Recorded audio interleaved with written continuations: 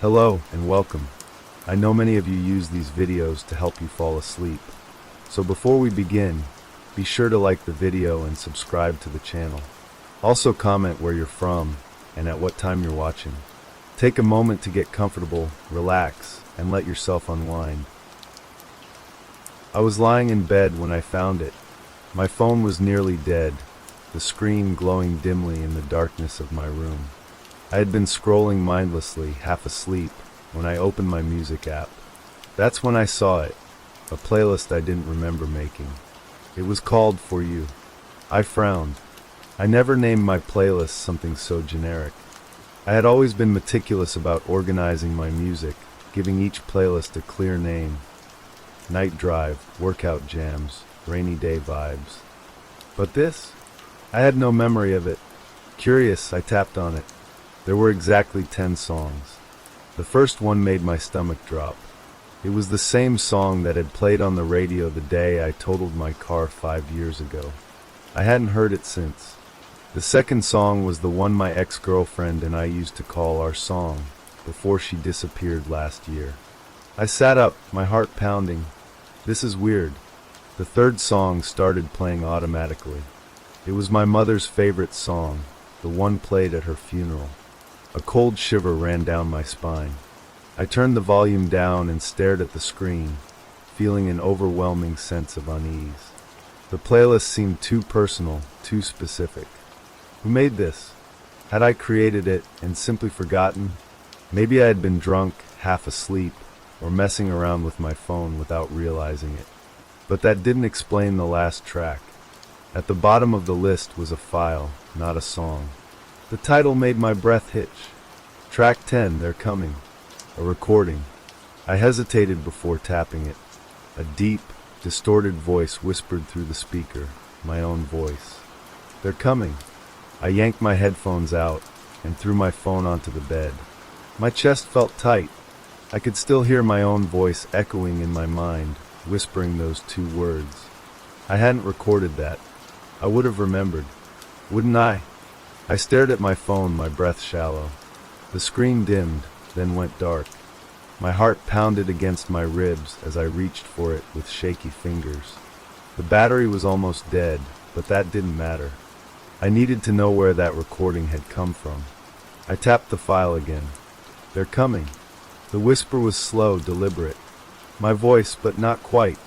There was something off about it, like it had been recorded in a room much larger than mine, where the sound could stretch and linger. Then a faint sound in the background, a shuffling noise, a breath. Something else was in the recording. I turned my phone's volume all the way up, pressing the speaker to my ear. This time, I heard it clearly, footsteps. They were faint but growing louder. My stomach twisted into a knot. I checked the file's details, hoping to see when and where it was recorded, but there was nothing. No date. No location, just an empty metadata field. That didn't make sense. All recordings had timestamps. I stood up and turned on the lamp beside my bed, my room flooding with dim, yellow light. The shadows in the corners seemed to press closer, as if they had been watching, waiting. I swallowed hard. Maybe it was a prank.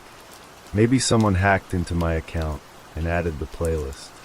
But that didn't explain how my own voice was on the recording. And it didn't explain the next part. Because as I stood there, staring at my phone, something changed. The playlist refreshed. Right before my eyes, the last track renamed itself. Track 10, They're Here. A cold weight settled in my chest. My fingers hovered over the screen, unwilling to tap the file again. I didn't want to hear it, because if They're Coming had been true, then so was this. I didn't move. I didn't breathe. The room was silent except for the low hum of my lamp. My phone screen glowed in my trembling hand, the words staring back at me. Track 10, They're Here. My mind raced. Maybe it was a glitch. Maybe someone was messing with me. But then I heard it. A soft creak. Not from my phone. From the hallway. The kind of sound wood makes when weight slowly shifts against it. I turned toward my bedroom door. It was closed, but my skin prickled as if something stood just on the other side, listening. My pulse pounded in my ears. I reached for the lamp switch with my free hand, hesitating. The light made me feel safer, but something inside me whispered, "Turn it off. Stay quiet." I swallowed hard, my fingers trembling. Then another sound, a slow, deliberate knock. Soft, hollow. I gripped my phone tighter, my breath shuddering in my throat. My apartment was small, just a single bedroom, a bathroom, a tiny kitchen. No one else had a key. No one should be here. I forced myself to speak, but my voice barely came out. "Hello." Silence. I took a slow step toward the door, then another. I reached for the handle. Bang. A fist slammed against the wood, shaking the frame. I stumbled back, a strangled gasp escaping my lips. My phone vibrated violently in my hand, the screen flashing. The playlist was playing. The last track had started on its own. And this time, it wasn't just my voice. There was breathing. Deep. Ragged. Close. Then a whisper. "Open the door." My chest tightened. My fingers felt numb around my phone. "Open the door." The voice came from the recording, but it didn't feel like it was coming from my phone anymore. It felt like it was coming from the other side of the door. My legs refused to move. Every instinct screamed at me to stay still, stay silent. But my phone screen flickered, the playlist glitching. The progress bar of the recording jumped forward, then back. The whisper repeated, "Open the door." The knocking had stopped. That should have made me feel relieved. It didn't, because now I could hear something else. Breathing. It was low and heavy just beyond the door. Whoever, or whatever, was out there wasn't knocking anymore. They were waiting. I tightened my grip on my phone, my mind racing. Should I call someone? The police? A friend? But what would I even say? Hey, I found a creepy playlist, and now something is outside my door? They'd think I was losing it. Another vibration. A notification flashed at the top of my screen.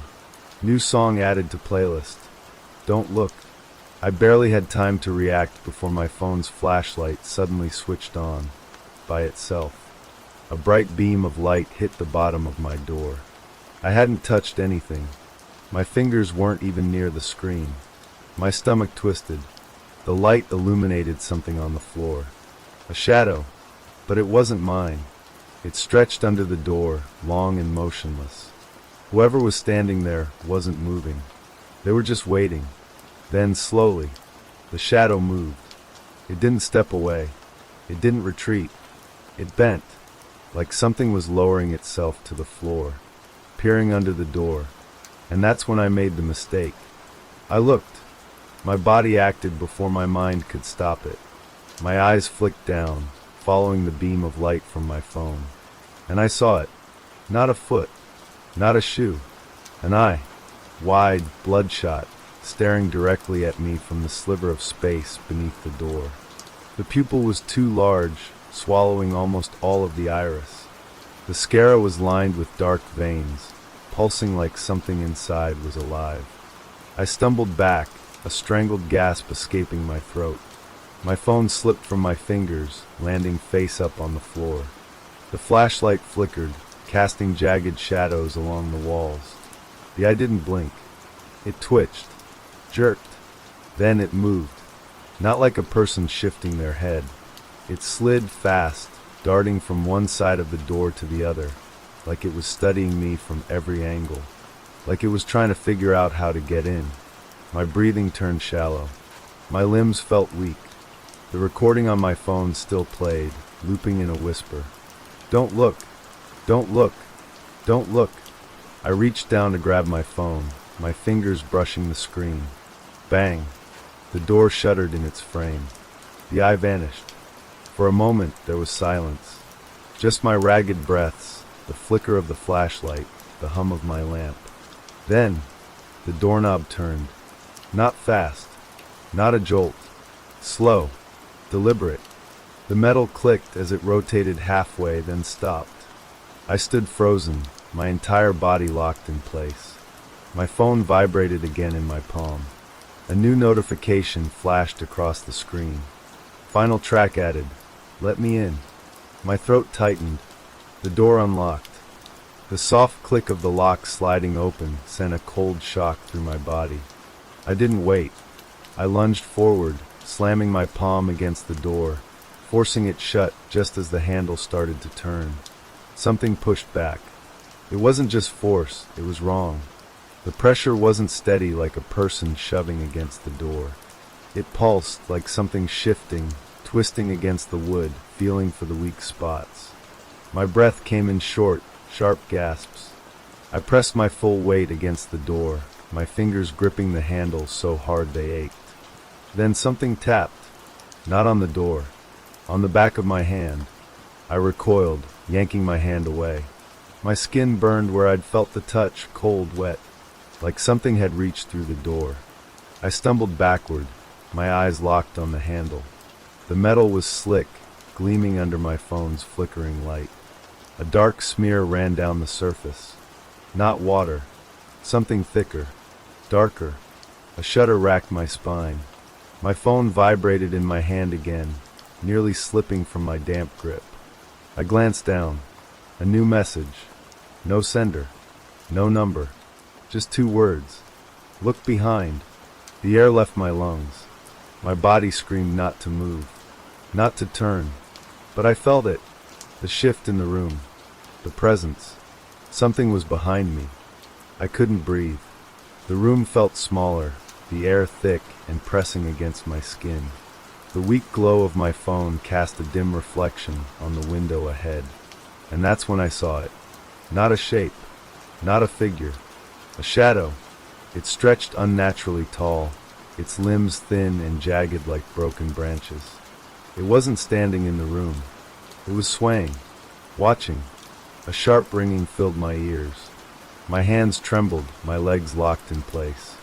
My mind screamed to run, to move, but I was rooted to the floor. Then, the playlist started playing again. No input, no touch, just the final track.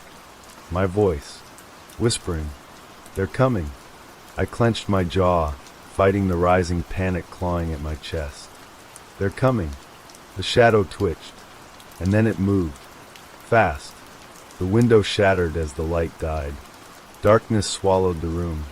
Glass rained down, the shards scattering across the floor. I stumbled back, my foot skidding on something sharp. Pain lanced up my leg, but I barely felt it. My focus was on the silence. The playlist had stopped. My phone screen was dead. The air was thick, electric, like the moment before a lightning strike. I could feel it, pressing against my skin. Something was here. A whisper slid through the blackness, right beside my ear. "You let us in." I turned and ran. My hands fumbled against the wall, searching for the door, but the layout felt wrong. My fingers met smooth, featureless with where the knob should have been. The walls shifted. The floor tilted. I was trapped. Then a sharp, stuttering sound filled the room, like breathing but not human. Ragged. Hollow. Too many lungs at once. I pressed my back against the wall, swallowing my scream. Then, click. My phone screen flickered back to life. A new track appeared. Title, last song. The timestamp was counting down. 10 seconds. 9 seconds. 8 seconds. The whispering grew louder. The shadow stretched toward me, and the timer kept ticking. 7 seconds. The walls groaned. The air pressed in like a heavy weight on my chest. The shadows weren't just in the room anymore. They were crawling toward me. 6 seconds. The breath on my neck grew colder. My limbs felt weak, numb. My body wasn't my own anymore. I could barely move. 5 seconds. The whispering turned to laughter. Twisted, broken, as if a dozen voices were trapped inside a single mouth. For seconds, the door was gone. The window was gone. Everything was gone. Just the dark and the song playing in my hand. 3 seconds. A new sound joined the whispers. A low, shuddering hum, vibrating through my bones. It was coming from inside me. 2 seconds. I tried to scream. My mouth opened, but no sound came out, because the noise was my own voice. The final track was playing. It wasn't whispering anymore. It was screaming. 1 second. The shadow reached me, and the music stopped. Silence. A deep, suffocating silence. I wasn't in my apartment anymore. I wasn't anywhere. Just blackness stretching in every direction, thick and endless. My body felt weightless, my limbs distant, as if they weren't even mine. Was I still me? Then a sound. A slow, distorted melody drifted through the void. Faint at first, then growing, wrapping around me like a cold chain. It was the playlist. Not from my phone. From everywhere. A new song had started. Track 1. The title sent ice through my veins. The Forgotten Playlist. And beneath it, in smaller letters, artist, my name. A distant voice, my voice, began to sing. And then I understood. I was part of the playlist now, waiting for someone else to press play. Let's start with the next story.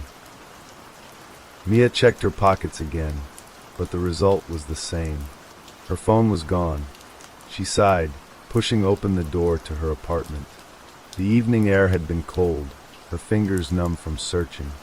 She had retraced her steps from the cafe, through the quiet streets, and even asked the barista, but no one had seen it.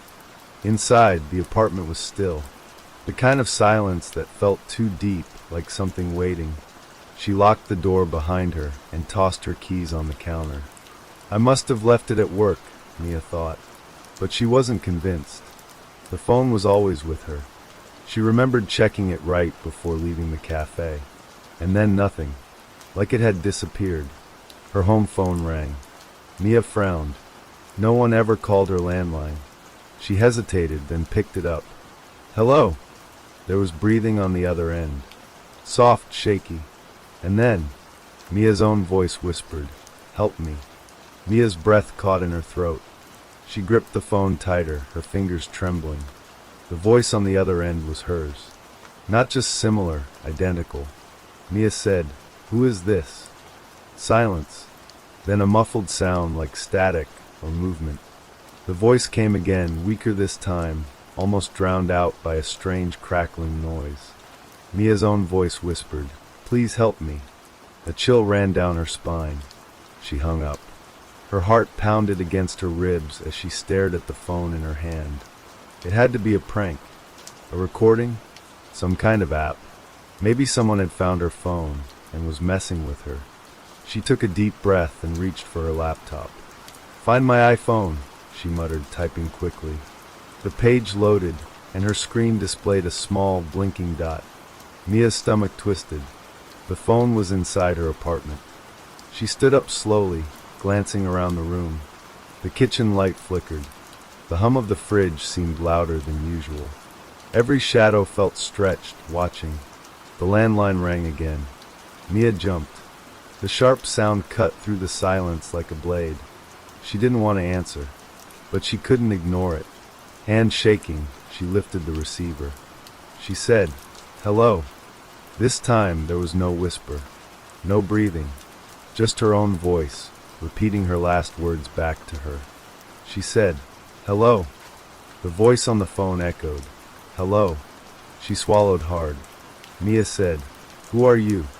The voice copied, word for word. She slammed the phone down. The apartment suddenly felt smaller, the air tighter. Her own voice still rang in her ears. She took slow, careful steps toward her bedroom. Something was wrong. Her phone was here. But where? Mia took another step.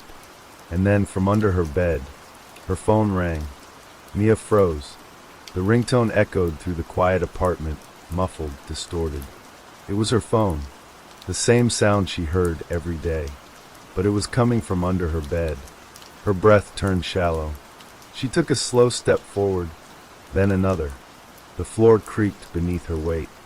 She crouched, heart hammering in her chest, and lifted the bed skirt. Darkness. The phone's screen glowed faintly.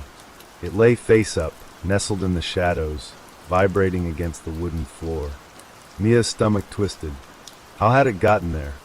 She reached out, her fingers brushing the cold glass. As soon as she touched it, the ringing stopped. For a moment, there was only silence. Then, the screen lit up with an incoming call. Unknown caller. Mia's fingers tightened around the phone. Her own reflection stared back at her in the black glass. She hesitated. Then slowly she answered.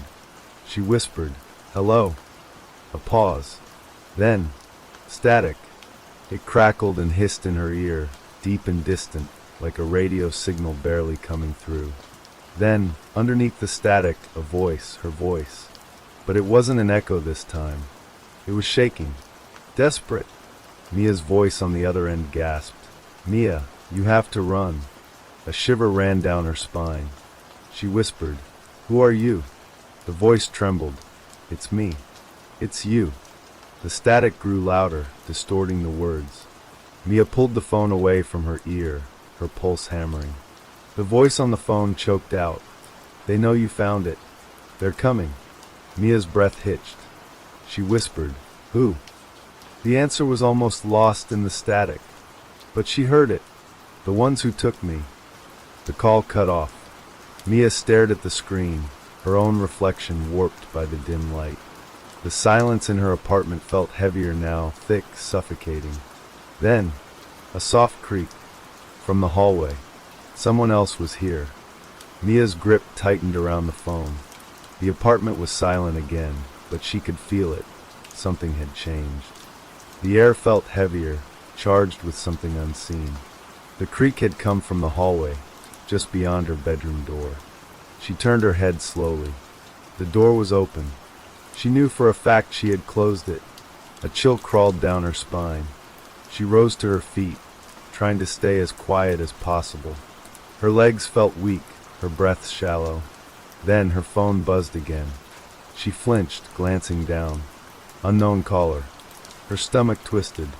She didn't want to answer, but as if her body was moving on its own, she pressed the screen to her ear. Static. Then, her voice again. Weaker this time. Mia's voice on the phone whispered, "They're inside." A sharp chill ran through her body. She turned toward the doorway, and for a split second, she swore she saw something. A dark figure standing just beyond the threshold. Then the lights flickered. A buzzing noise filled the apartment, deep and electric, like an old TV struggling to hold a signal. Then darkness. The power was out. Mia's breath caught in her throat. The room was pitch black now, only the dim glow of her phone's screen illuminating her fingers. And then in the darkness, a sound, soft at first. Slow. A breath. Not hers. Just beyond the doorway. Mia's heart pounded so hard she thought it might burst.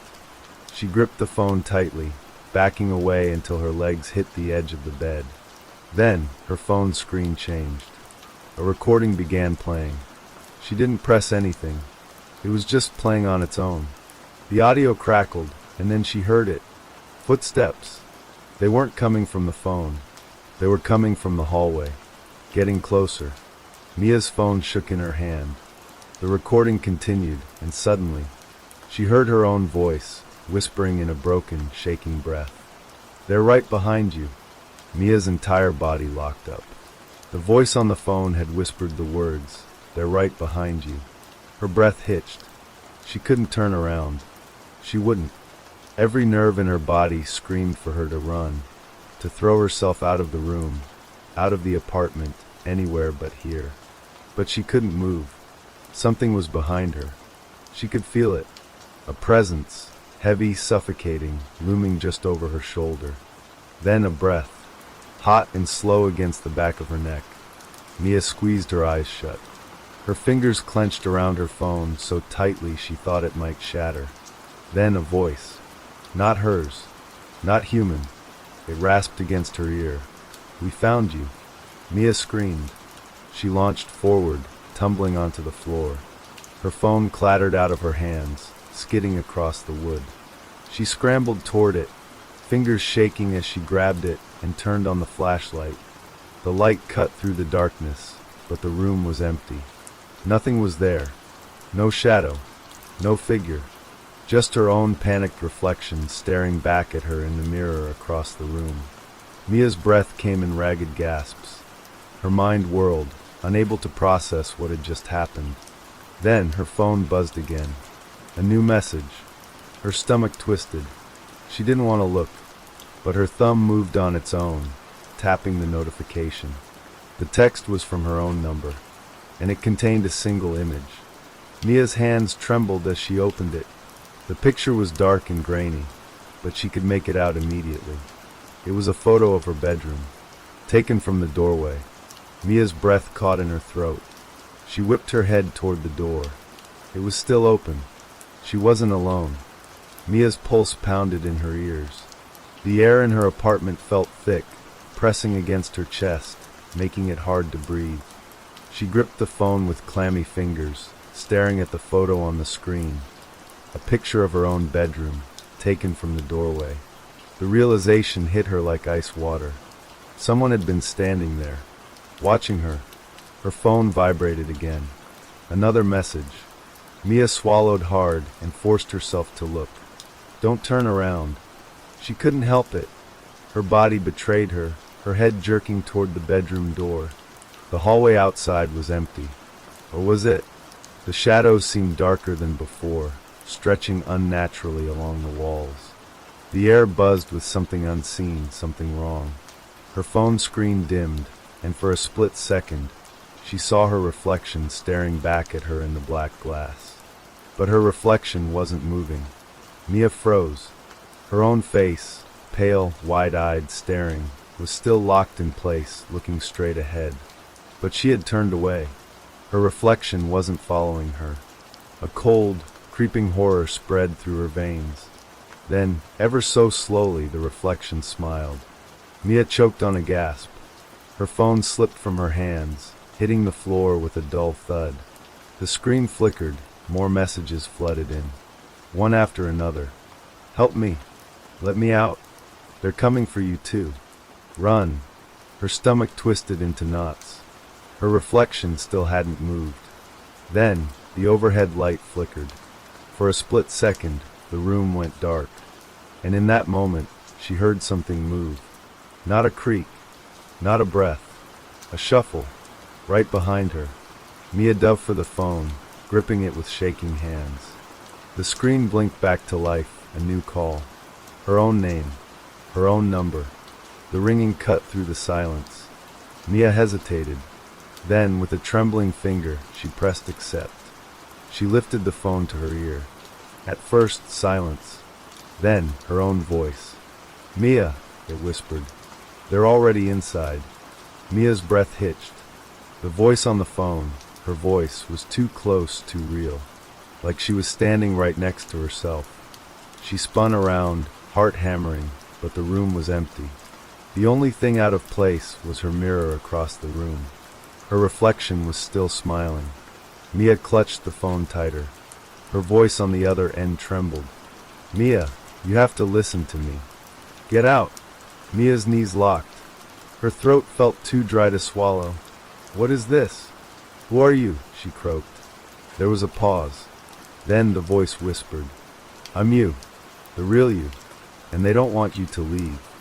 Mia's stomach churned. She took a shaky step backward. This isn't real, she whispered to herself. Then the lights flickered again. A noise. A click. The bedroom door swung shut on its own. Mia let out a strangled cry, stumbling toward it, but before she could grab the handle, her phone buzzed again. A new message. Her fingers trembled as she looked. A video. Mia hesitated, then tapped it. The screen filled with static before shifting, showing herself. She was sitting on her bed, in this very room, staring at the camera. But she wasn't moving. Then, slowly, her head twisted toward the door. Mia's stomach lurched. She forced herself to turn back to the mirror. Her reflection was no longer smiling. It was watching. Her phone vibrated again. A second video. With trembling hands, Mia tapped it. This time it was darker. The camera was moving, as if someone was walking. The floor creaked in the video. Then the camera turned. The video was coming from inside her apartment. It stopped right behind her. Her breath came in short gasps. Then a whisper from the phone. "Mia, turn around." The video ended. Mia couldn't move. Then, a cold breath brushed the back of her neck. Mia's entire body locked. The air behind her felt heavy, pressing against her skin like an unseen presence. She wanted to scream, to run, but she couldn't. The phone in her hand buzzed again. Another message. "Don't turn around." Her heart pounded so hard it felt like it might burst. Her fingers clenched around the phone.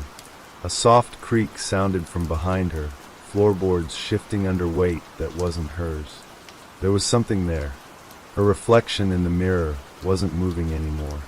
It was frozen, staring at her with wide, horrified eyes. Then, the whisper came again. "Mia, they're inside." She gasped, stumbling forward, nearly dropping the phone.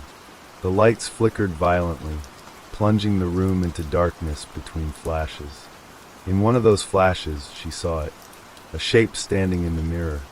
Tall, twisted, watching her. Then, the light went out completely. Mia's breath hitched. She fumbled for the lamp on her nightstand, hands shaking. Her phone screen was the only light now. A new message appeared. "Run." That was all she needed. She lunged for the door, yanking it open so hard it slammed against the wall. The hallway beyond was dark, too long, too silent. She didn't care. She ran. The sound of rushing footsteps pounded behind her. Not her own. Something else. The walls around her warped and twisted in her peripheral vision, as if the apartment itself was shifting. Another message. Mia barely dared to look as she sprinted. "They know you see them." A guttural clicking sound filled the space behind her, growing faster. Closer. She reached the front door, fingers fumbling at the lock, but her hands were slick with sweat. The phone buzzed again. Too late. A shadow swelled over her in the dim light. The door handle turned, and something cold wrapped around her wrist. Mia screamed and jerked her arm back, but the grip tightened. It was ice cold, fingers too long, too thin, digging into her skin like hooks. Her phone slipped from her other hand, clattering to the floor. The screen flickered, and another message appeared. "Don't let them take you." Her breath came in ragged gasps. The thing behind her exhaled, slow and rattling, like something long dead trying to remember how to breathe. Then it spoke, a voice like static, warped and distorted. "Come back." Mia squeezed her eyes shut and kicked back wildly, her heel connecting with something soft and wrong. The grip on her wrist loosened just enough. She wrenched free, throwing herself against the door, fumbling at the lock. Her hands finally obeyed. The lock clicked, the door burst open, and she ran, out into the cold, empty hallway. She didn't stop, didn't turn around. Something slammed against the walls behind her. A guttural, clicking shriek filled the air. The entire building seemed to shudder. She didn't care. She reached the stairwell and took them two at a time, nearly falling in her desperation to escape. The exit sign at the bottom was flickering, casting erratic, red light across the tiled floor. She reached the lobby, bursting through the doors into the cold night air. The streets were empty. No cars. No people. Only silence.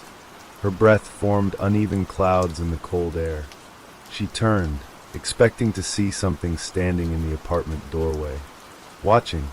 Waiting. There was nothing. Only her phone, lying on the ground just beyond the threshold. It buzzed once. One final message. "You left me." Mia's stomach twisted, because the message wasn't from the unknown number. It was from her own contact. Her own name. She backed away, her breath hitching. The phone buzzed again.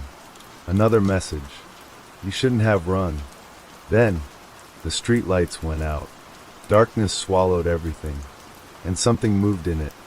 Mia's breath came in short, sharp gasps as the darkness closed in around her. The silence was thick, pressing against her ears like static before a storm. Then footsteps. Not just one set. Many. Soft, deliberate, growing closer. She turned and ran. Her feet pounded against the pavement as she sprinted down the empty street. The buildings around her seemed distorted, stretching impossibly tall, their windows like hollow eyes watching her. She didn't know where she was going. She only knew she had to get away. But the footsteps, they followed. Close. Too close. A sharp buzz from her pocket.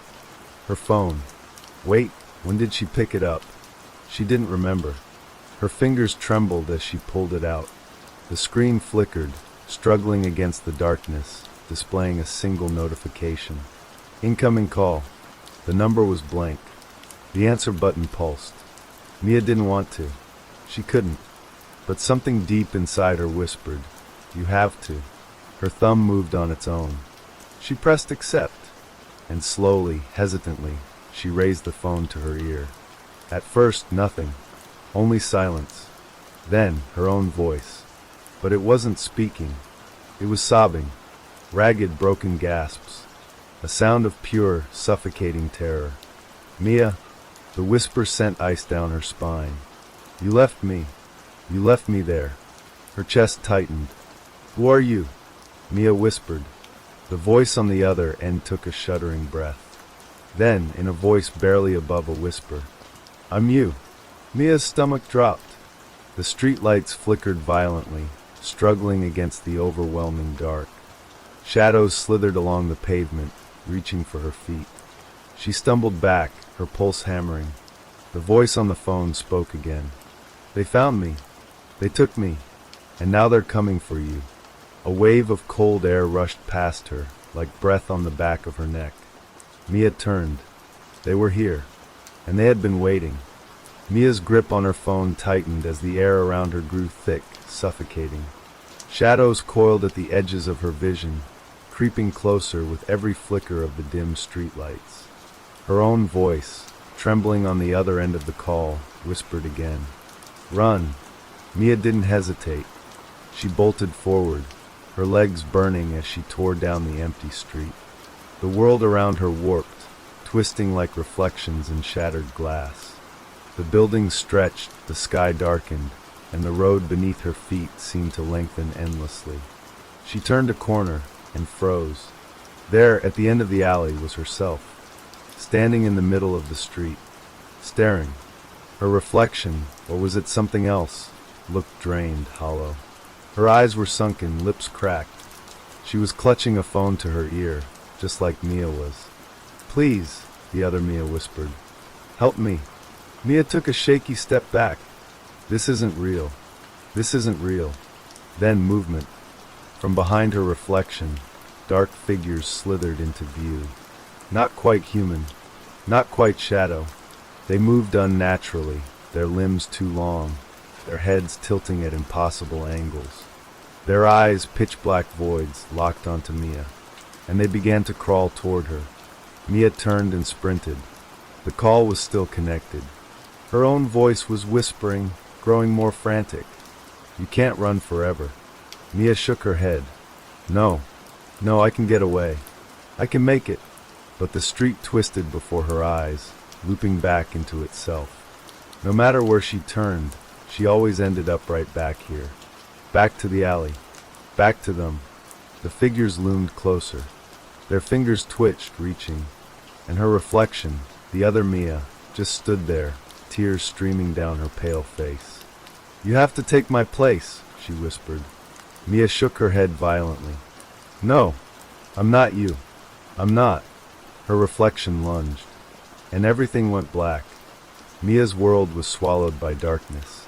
She gasped, her body freezing, as if something had wrapped around her lungs, squeezing tight. The air smelled different now, stale, damp, ancient. When her vision cleared, she was no longer in the alley. She was standing in an endless void, the ground beneath her shifting like liquid shadow. There was no sky, no horizon, just a vast nothingness stretching forever. And then footsteps. Mia spun around, her heart hammering. The other Mia was standing a few feet away. Except she was different now. Her skin was paper white, veins visible beneath the surface. Her eyes were completely black, no irises, no pupils. She smiled, but it wasn't a human smile. It was too wide, too unnatural. "It's done," the other Mia said. Her voice was calm. Mia's breath hitched. "What do you mean?" The other Mia took a step closer. "You took my place." Mia's stomach dropped. No, this isn't happening." She looked down at herself. Her hands looked pale, translucent, like she wasn't really there. She tried to move forward, but something held her back, as if invisible chains were pulling her down into the shifting shadows below. "No," Mia whispered. "No, please." The other Mia just smiled, triumphant. "You answered the call," she whispered. Then she turned and walked away. Mia screamed, but no one could hear her, because she wasn't in the world anymore. She was trapped, just like the voice on the other end of the phone had been. And now, she was the one calling for help. Mia struggled, thrashing against the invisible weight pulling her down. The shadows beneath her thickened, winding around her arms like living ropes. She could still see the other Mia walking away, her form becoming more solid, more real, with each step she took. "Stop," Mia begged. "You can't do this. Please." But the other Mia didn't turn back. She reached into her pocket, pulled out the phone, Mia's phone, and lifted it to her ear. "Hello," she answered, her voice perfectly normal. Mia screamed. The darkness yanked her downward, sinking her into the abyss. Cold, suffocating, endless. The last thing she saw was herself, her own body, walking away, stepping back into the world that had once been hers. Then blackness. Mia didn't know how much time had passed. It could have been seconds. It could have been centuries. All she knew was the silence, until she heard a sound, ringing. A phone ringing somewhere in the vast emptiness. Her phone. She reached for it, her hands trembling, though she could barely see them in the dark. She lifted it to her ear, and then she spoke. "Hello!" A voice answered. Her voice.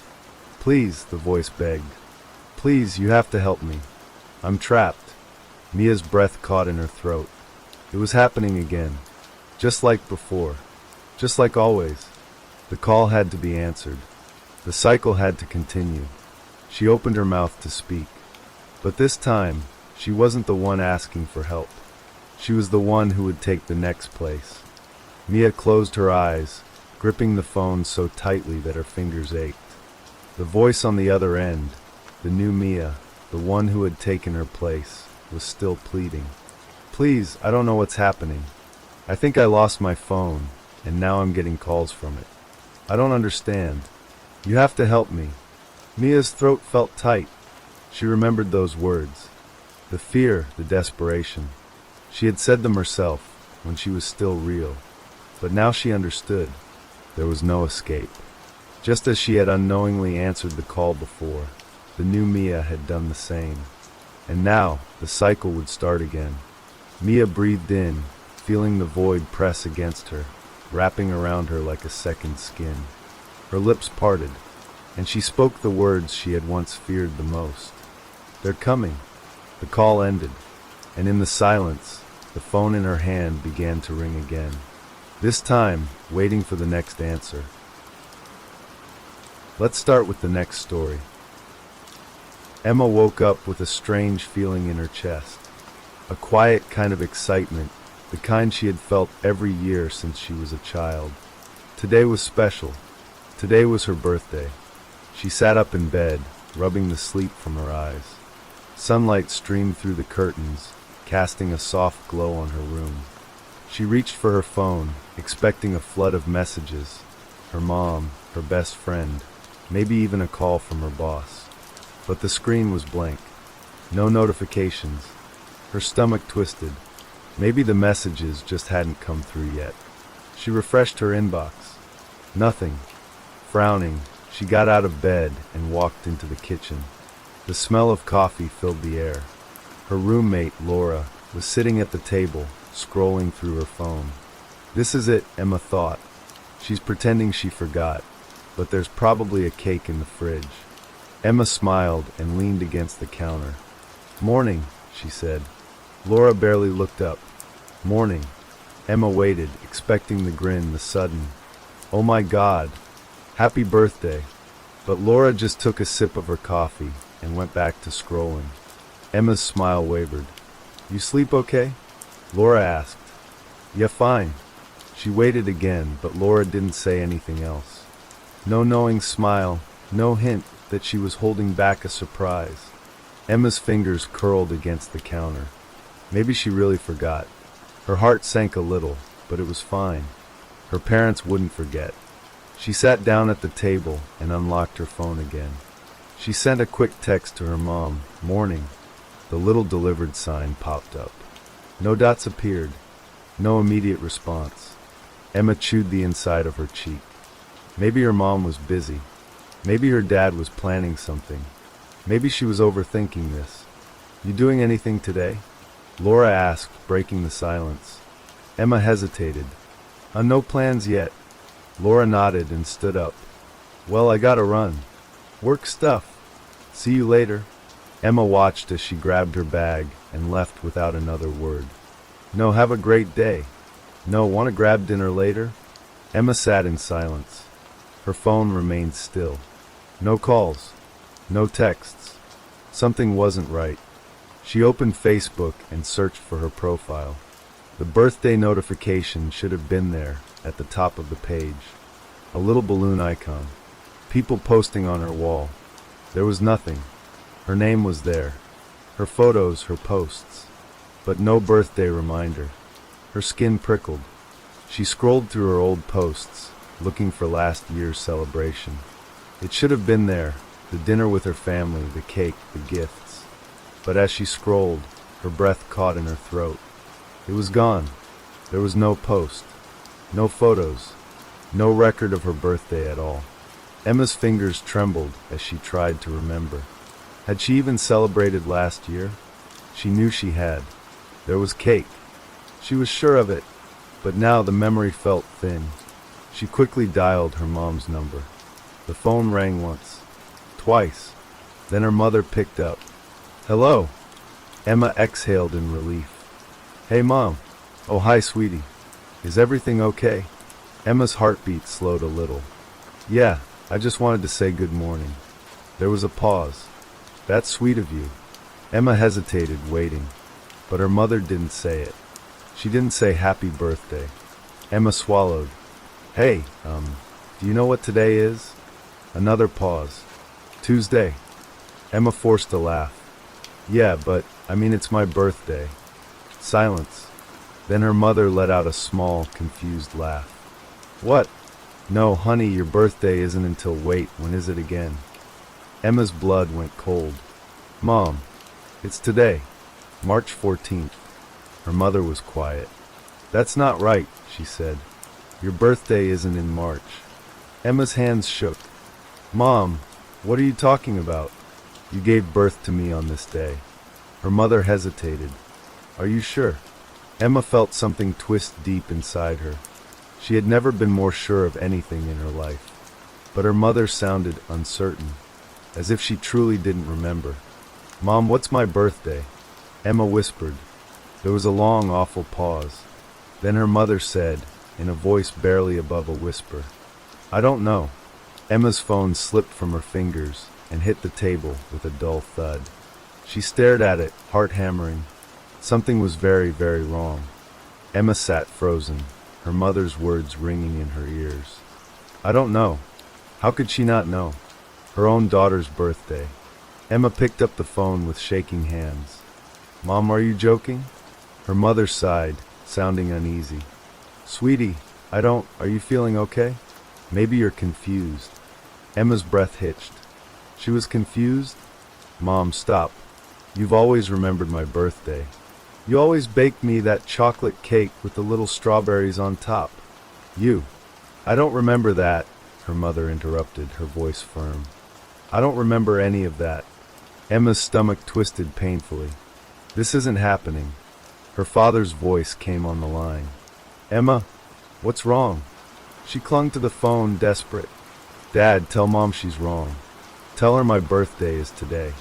A pause. Then her father's voice, slow and careful. "Emma, honey, I think you're mistaken." The world felt like it tilted beneath her. She sucked in a shaky breath. "What do you mean?" "Your birthday isn't today," he said. God, when is it?" His voice was laced with doubt. Emma clenched her eyes shut, her hands tightening into fists. This wasn't right. Her parents would never forget.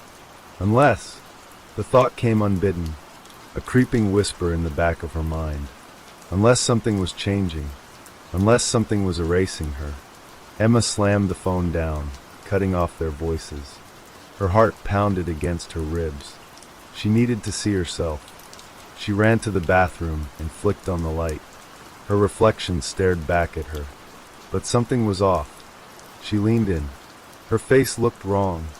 It was still her, same eyes, same nose, same lips, but there was an odd unfamiliarity to it, as if the person staring back wasn't quite her. Her breath came fast and shallow. She reached up, pressing her fingertips to her cheek.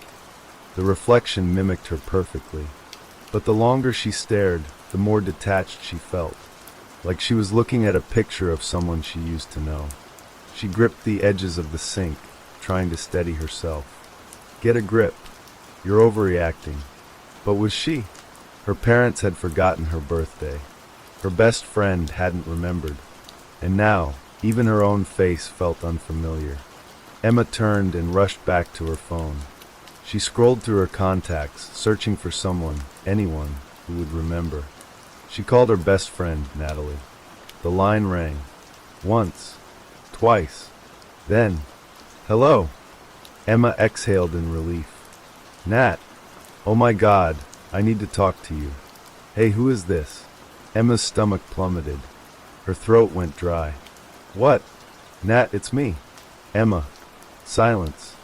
Then a hesitant, "I don't know an Emma." Emma's vision blurred. She felt like she was free-falling. No. "Nat, stop messing around. We've been best friends since college. We talk every day. Please."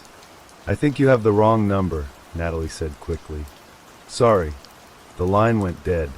Emma stared at the phone in her trembling hands. Her best friend didn't remember her. Her parents didn't remember her birthday. And worst of all, she was starting to forget things too. She squeezed her eyes shut. "Think, Emma. Think." She had to hold on. She had to prove she existed. She ran to her closet, pulling out old photo albums, yearbooks, anything that could prove she was real. She flipped through the pages, and her blood turned to ice. Photo after photo, page after page. Her family, her friends, smiling faces, vacations, birthdays, Christmases. But she wasn't in any of them. Emma wasn't there, like she had never existed at all. Emma's hands trembled as she flipped through the pages, her breath coming in sharp, uneven gasps. This isn't real. This isn't happening. But it was. She turned each page faster, searching desperately for any sign of herself. There had to be something, a photo, a name, a note in the margins. But she wasn't there. Not in the family Christmas pictures. Not at her high school graduation. Not in the college photos she knew should have her in them, standing next to Natalie, laughing, holding up a diploma. The spaces where she should have been were just empty. Her fingers dug into the paper. Her head pounded. No. She grabbed her phone again and pulled up her text messages. Hundreds of conversations. Random texts. Inside jokes. Memories. But every message that should have had her name, every message where someone should have been talking to her, was blank. Like the words had been swallowed by something hungry. Tears blurred her vision. Her hands clenched around the phone. She scrolled through her contacts, her mother, her father, her co-workers, her own number. She tapped it. The screen lit up. The call rang. She held her breath. Then, "The number you have dialed is not in service." Emma's knees buckled. Her own phone number didn't exist. Her chest ached like something was unraveling inside her. She ran back to the bathroom mirror, gripping the sink so hard her knuckles turned white. Her reflection was still there, But it was wrong. Her hair seemed a shade lighter than before. Her eyes a little duller. Her features blurred, like she was fading at the edges. "Stop it," she whispered, staring into her own eyes. "You're real. You're here." She reached up to touch the glass, and her reflection didn't move. A choked gasp tore from her throat. The other Emma just stood there, staring back. Then, the corners of its lips curled into a slow, eerie smile. Emma's breath hitched. She wasn't smiling, but the thing in the mirror was. Her body locked up, fear crashing through her like a wave. The reflection tilted its head, watching her, waiting. Then, in a slow, deliberate motion, it reached up and pressed a single finger to its lips. A silent "shh." Emma stumbled back. Her own reflection was telling her to be quiet. A cold, sickening dread pooled in her stomach. She turned, ran out of the bathroom. She needed to get out. She needed to find someone who still remembered her. She grabbed her coat, her keys. Her fingers wrapped around her wallet, and she hesitated. She flipped it open, scanning for her driver's license. Her name, her face, but the plastic card was blank. No picture, no date of birth, no name, like she had never existed. Emma's body went numb. The walls of her apartment suddenly felt too close. She turned and ran for the door, her pulse pounding in her ears. Her hand shook as she twisted the knob, and the door wouldn't open. Her breath hitched. She pulled harder. Locked. No, not locked. The door felt like it wasn't even real. She slammed her fists against it, screaming, "Let me out!" The walls seemed to breathe around her. The air felt heavier, thicker. Then, a voice. Soft. Whispering. Right behind her. "It's okay, Emma." She froze. The voice was hers. But she hadn't spoken. Slowly, her head turned. And there, standing in the hallway, was herself, smiling, eyes dark, and reaching out a hand. Emma's breath caught in her throat. The other her stood motionless in the dim light, its head tilted slightly, watching her with a gaze that was just a little too hollow, a little too deep. The hand it extended was pale, fingers long and delicate, just like hers. But the longer Emma stared, the more she realized. It wasn't identical. There were small things, tiny differences she couldn't ignore. The skin was too smooth, like it had never known scars or bruises. The eyes were slightly off, darker, almost empty. And the smile, it was too wide. "Emma," the thing whispered, stepping forward. "Why are you running?" Emma's legs felt rooted to the floor. Her body screamed at her to move, to run, but she couldn't. She tried to speak, but her throat was tight, the words caught somewhere deep inside her. The other Emma took another slow step, its bare feet silent against the hardwood. "You don't have to be afraid," it murmured. "You're just changing." Emma's heartbeat slammed against her ribs. Changing? What did that mean? Her body felt cold, too cold, like something was seeping into her, replacing what was real with something that wasn't. She shook her head, her voice breaking. "You're not me." The thing laughed. A soft, airy sound that sent ice down her spine. "Oh, Emma," it whispered. "I am. I always have been." Her stomach twisted. That voice. It was hers. Exactly hers. It sounded like a memory, like something echoing back from a place she couldn't quite remember. Then, the lights flickered, and for just a second, the world blurred. Emma squeezed her eyes shut as a strange dizziness washed over her. The apartment shifted, the walls warped, the air thickened, and when she opened her eyes, everything was wrong. The apartment wasn't hers anymore. It looked almost the same, but the colors were off, the furniture slightly distorted, like she was staring at a reflection in a warped mirror. And the other Emma? It was closer, too close. Its face was inches from hers now, eyes black as ink. "It's happening," it whispered. "You're finally forgetting." A sharp pain bloomed in Emma's skull, and she stumbled backward, clutching her head. The memories, they were slipping. She tried to hold on to them, her childhood, her family, her home. But they were fading, unraveling like old thread. She could barely remember her mother's face. Her father's voice was slipping into silence. Her own name, her own name. She clung to it desperately, forcing herself to say it aloud. Emma. The thing smiled wider. For now. Emma screamed. She lunged for the door, banging against it, pulling at the handle, but it wouldn't budge. The walls breathed, the air shook, and behind her the other Emma whispered, "There's no door anymore." Emma turned, and the world went dark. Darkness swallowed her. Emma gasped, her fingers scraping against the door that was no longer there. She was standing in nothingness, an endless, suffocating black void. No walls, no floor, no ceiling. Just emptiness. Her breathing came in sharp, ragged bursts. Where am I? She turned wildly, searching for something, anything, but there was only silence. And then, a whisper. Soft. Familiar. Emma. The voice was her own. A pale light flickered in the distance, and from the shadows, something stepped forward. It was her. Not the warped, smiling version she had seen before. This one looked exactly like her. Same hair, same eyes, same trembling hands. Emma took a step back, but there was nowhere to go. The other Emma stared at her with an expression of quiet sadness. "You have to stop fighting," it whispered. "You don't belong there anymore." Emma's throat tightened. "What are you talking about?" The other her tilted its head. "Look." The darkness around them shifted, and suddenly, Emma saw her apartment. But she wasn't inside it. She was looking in from the outside, through a window. Emma's heart pounded. Inside, she saw her living room, her couch, the familiar clutter of her life. But something was wrong.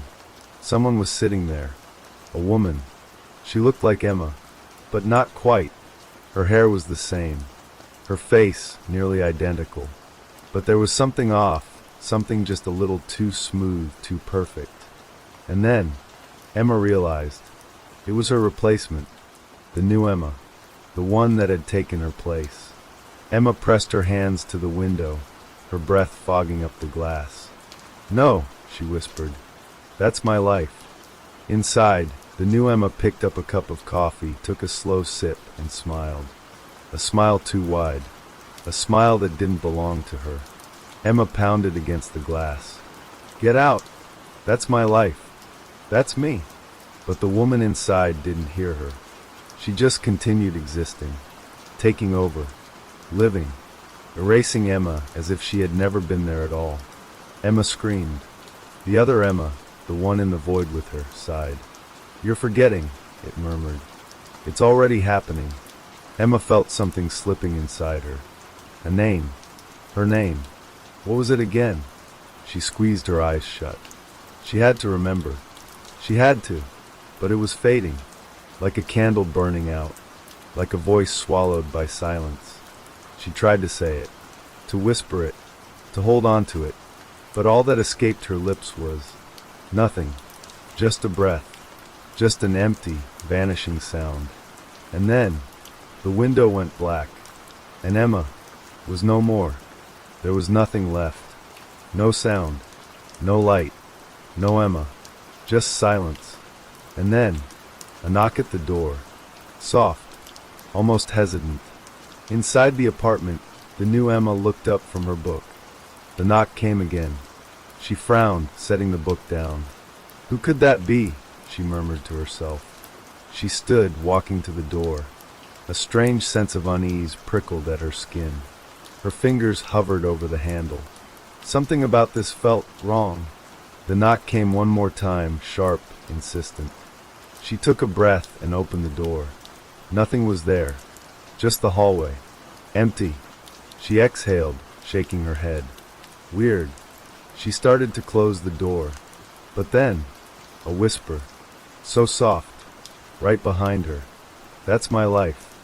New Emma froze. Her breath caught. Slowly, she turned around. The apartment was empty. But she wasn't alone. A shadow flickered in the corner of the room. Faint. Familiar. A shape barely there. The whisper came again, closer this time. "That's my life." The room grew colder. New Emma's pulse thundered. She took a step back, and her reflection in the hallway mirror didn't move.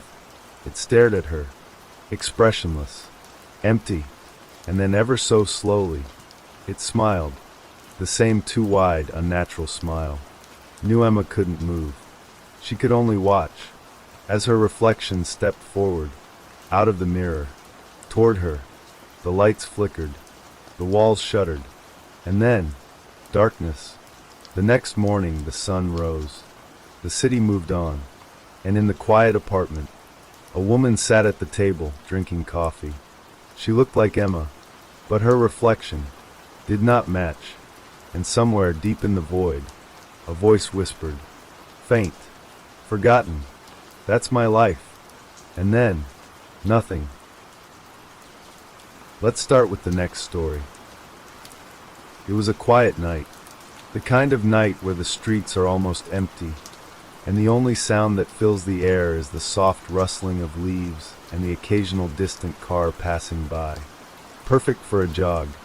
That's exactly what Aaron thought as he laced up his sneakers, the cold air biting at his skin as he stepped outside.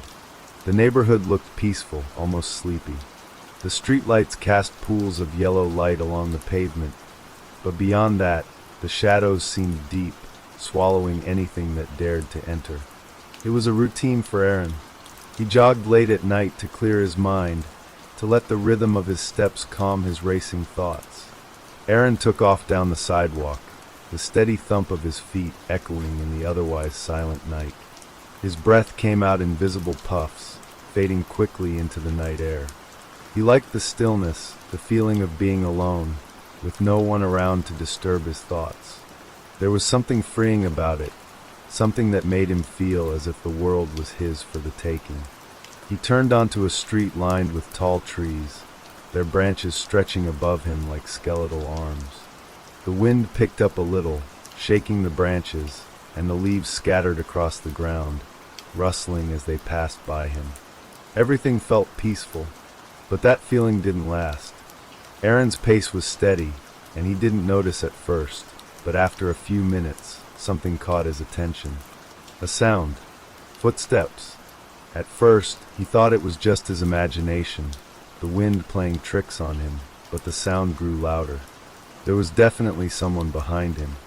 He glanced over his shoulder. No one. He slowed his pace, but the footsteps seemed to slow with him. Confused, Aaron sped up again, and so did the footsteps. Whatever it was matching his every movement. He felt a chill run down his spine, but he shook it off. Maybe it was another runner, or someone out for a walk. It was just a coincidence. But when he rounded the corner onto the next block, the footsteps did the same, never falling out of sync with his movements. His heart began to race. The chill was no longer just in his spine. It spread across his entire body. Aaron took a deep breath and tried to steady himself. "Get a grip," he muttered to himself. "It's probably just someone else out here too. It's late and people are unpredictable." But the thought didn't settle his nerves. The footsteps had a rhythm that was too perfect, too deliberate. They were still there, behind him, following him step for step. The wind picked up again, and Aaron quickened his pace. The footsteps quickened too, matching every stride. He couldn't shake the feeling that something was wrong, that whatever was behind him wasn't just another jogger. He glanced over his shoulder again, but this time there was something else, a faint shadow in the distance. He couldn't make out the details, but it was there, moving at the same speed, keeping just far enough behind so he couldn't quite see who it was. He froze for a moment, his foot poised in midair. It wasn't just a figure following him. It was someone, or something, that was deliberately keeping pace. Aaron's breath caught in his throat. He sped up, pushing his legs harder, desperate to outrun whatever was behind him. But the footsteps matched his pace again, unrelenting, growing closer with every step. His mind raced, trying to find an explanation. There had to be a logical reason for this. Maybe someone was just out for a walk at the same time, matching his pace. But that didn't explain how they were always exactly where he was, how they never seemed to slow down or fall behind. The feeling of dread crept up his spine like icy fingers. He pushed himself harder, his legs burning with the effort, but the shadow, the figure, was still there, always just behind him. Finally, after what felt like an eternity, he could no longer hear the footsteps matching his own. The air was still, too still. He dared to glance back, but the figure was gone. For a moment, he thought he'd imagined it all. Maybe he'd gotten too paranoid, letting his mind play tricks on him. But then he heard it. The sound of breathing, ragged and slow, like someone was standing just a few feet away from him, waiting. Aaron's heart slammed against his chest. He spun around, but there was no one there. Only the empty street, the streetlights casting long shadows on the pavement. He stood there, frozen, the cold air pressing against his skin, waiting for something to happen. The footsteps had stopped, but the feeling of being watched lingered, like a weight pressing down on his chest. "Hello," Aaron called out, his voice shaky, the words feeling too loud in the eerie silence of the street. "Is someone there?" No answer, only the wind, the rustling of leaves, and the silence. Aaron's mind raced. Maybe it was just a figment of his imagination, or maybe someone was messing with him. He wasn't sure which idea was worse. But the longer he stood there, the more the fear gnawed at him. The more the sensation of being followed refused to leave him. He turned and began to jog again, his pace slower now, but his eyes darting around, scanning the shadows for any sign of movement. Every step felt like a battle against the invisible weight that pressed against him. The footsteps were gone, but the feeling remained. The street seemed endless now, the lights flickering ahead, casting long shadows that felt too familiar. Aaron's legs burned with fatigue, but he refused to stop. He had to keep moving, had to get back home. Then out of the corner of his eye he saw it, a shadow darting across the street ahead of him. Too quick to be a person, too fast. Aaron stopped in his tracks, his heart pounding in his chest as he stared at the spot where the shadow had moved. It was gone. Aaron stood there, his breath coming out in sharp gasps, his pulse racing. The shadow had moved too quickly, too unnaturally fast to be a person. His instincts screamed at him to turn and run, but his legs felt like they were made of stone. Every nerve in his body was on edge, as if something was waiting for him, watching from the darkness just beyond the reach of the streetlights. He forced himself to move again, taking slow, cautious steps, scanning the streets around him. The wind had picked up once more, causing the trees to sway, their branches creaking in the night. For a moment, the rustling of the leaves sounded like whispers, but Aaron couldn't make out the words. He tried to shake the feeling of being watched, the hairs on the back of his neck standing at attention. Then he heard it again, footsteps. But this time, they weren't behind him. They were ahead of him, the same rhythmic thump, step for step, just like before. Aaron's heart skipped a beat. He stopped dead in his tracks, his chest tightening. He tried to peer through the darkness ahead, but all he could see were the dim street lights and the long, stretching shadows. There was no one there, and yet the sound was unmistakable. The steps were getting closer. Whoever, or whatever, it was moving towards him. His breath hitched, and without thinking, he broke into a sprint. His legs burned as he pushed himself faster, the sound of the footsteps growing louder in his ears. They were too close now. Too close. He didn't dare to look behind him this time. The street ahead seemed to stretch on forever, the lights flickering like distant beacons of safety. But with every step he took, it felt like the distance between him and whatever was behind him shrank. The thumping grew louder, closer, until it was right beside him. Aaron's panic surged, his feet pounding the pavement as if he could outrun whatever was chasing him. His thoughts were a blur, and the only thing that mattered was putting as much distance between him and the sound as possible. But no matter how fast he ran, no matter how hard he pushed, the footsteps kept pace. He rounded another corner, his breathing heavy and ragged, but the figure was still there. The shadow, the footsteps, always just behind him, just close enough that he could feel them, hear them, but never see them. Then it happened. Aaron stumbled, his foot catching on the edge of the sidewalk. He pitched forward, his hands reaching out instinctively to break his fall. His palms scraped against the rough pavement as he landed hard, his body skidding a few feet before coming to a stop. For a moment, he lay there, dazed and gasping for air. The sound of the footsteps had stopped. He could hear nothing now but the pounding of his heart and the harshness of his breath in the still night air. Slowly, he pushed himself up, his knees aching as he stood. The pavement felt cold beneath his fingertips, and for a second, he just stood there, trembling, trying to steady himself. Then he heard it. A soft, almost imperceptible sound. A breath. A whisper. It wasn't a person's voice. It was something else. Something low, like a growl, just barely audible in the distance, but it sent a wave of cold dread crashing through him. Aaron's body froze, his mind screaming at him to run, but his legs wouldn't move. He didn't know what it was, but whatever it was close. He could feel it, and then he saw it. Out of the corner of his eye, something shifted. The shadow. No, it wasn't just a shadow anymore. It was a figure, tall, thin, and moving in a way that didn't seem quite right. It wasn't walking, not like a person. It was more like it was gliding, hovering just above the ground, its limbs stretching unnaturally long. The figure was nearly indistinguishable from the darkness itself, but Aaron could feel its presence. His breath caught in his throat. This wasn't a person. This wasn't something that belonged in the real world. The figure didn't move closer. It just stood there, watching him, as if it was waiting for him to make the next move. Aaron's mind raced. He had to get away. He had to escape, but his feet were frozen to the ground. His chest tightened as the figure tilted its head slightly, as if studying him, waiting for him to make a decision.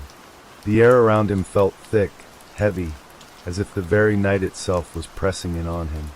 The figure began to move again, but this time it wasn't gliding. It was walking, slowly, methodically, and it was heading straight for him. Every instinct in his body screamed at him to run, but he couldn't.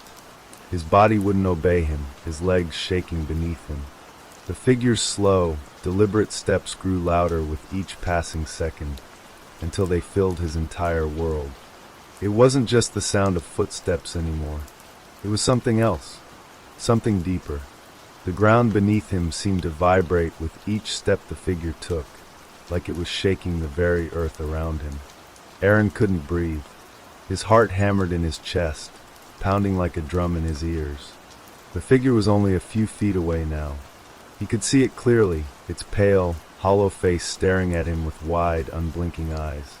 It was a face that didn't belong. It was too stretched, too wrong.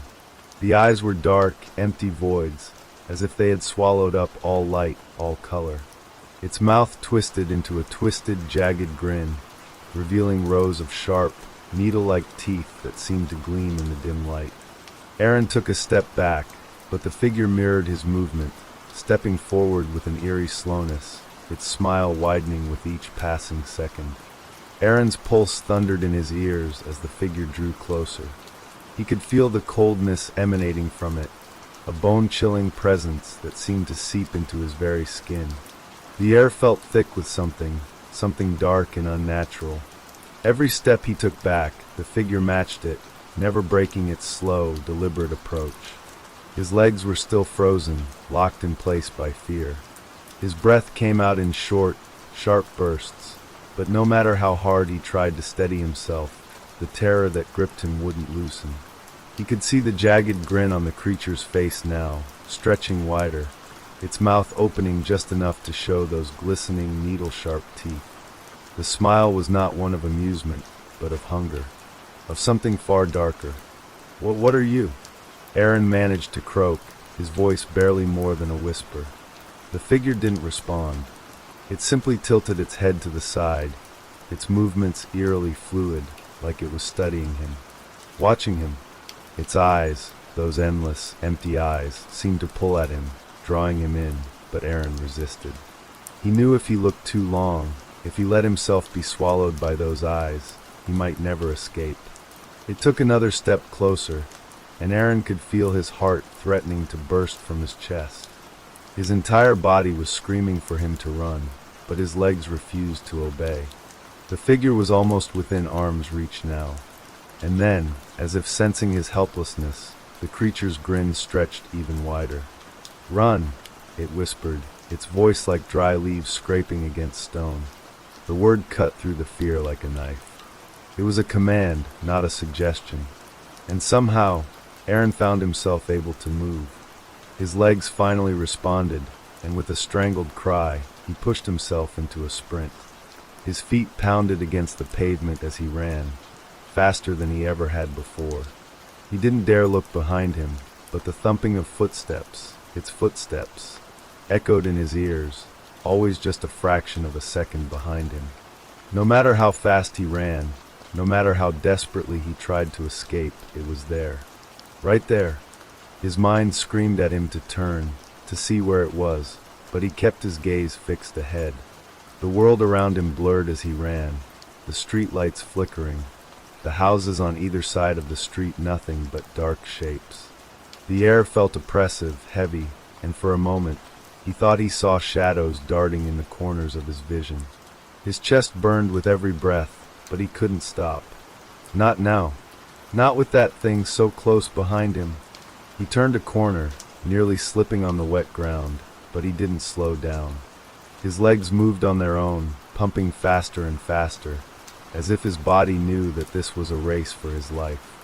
He didn't know how much longer he could keep this up, how much longer his body could endure the sheer terror, the exhaustion, the weight of being hunted, but he had to try.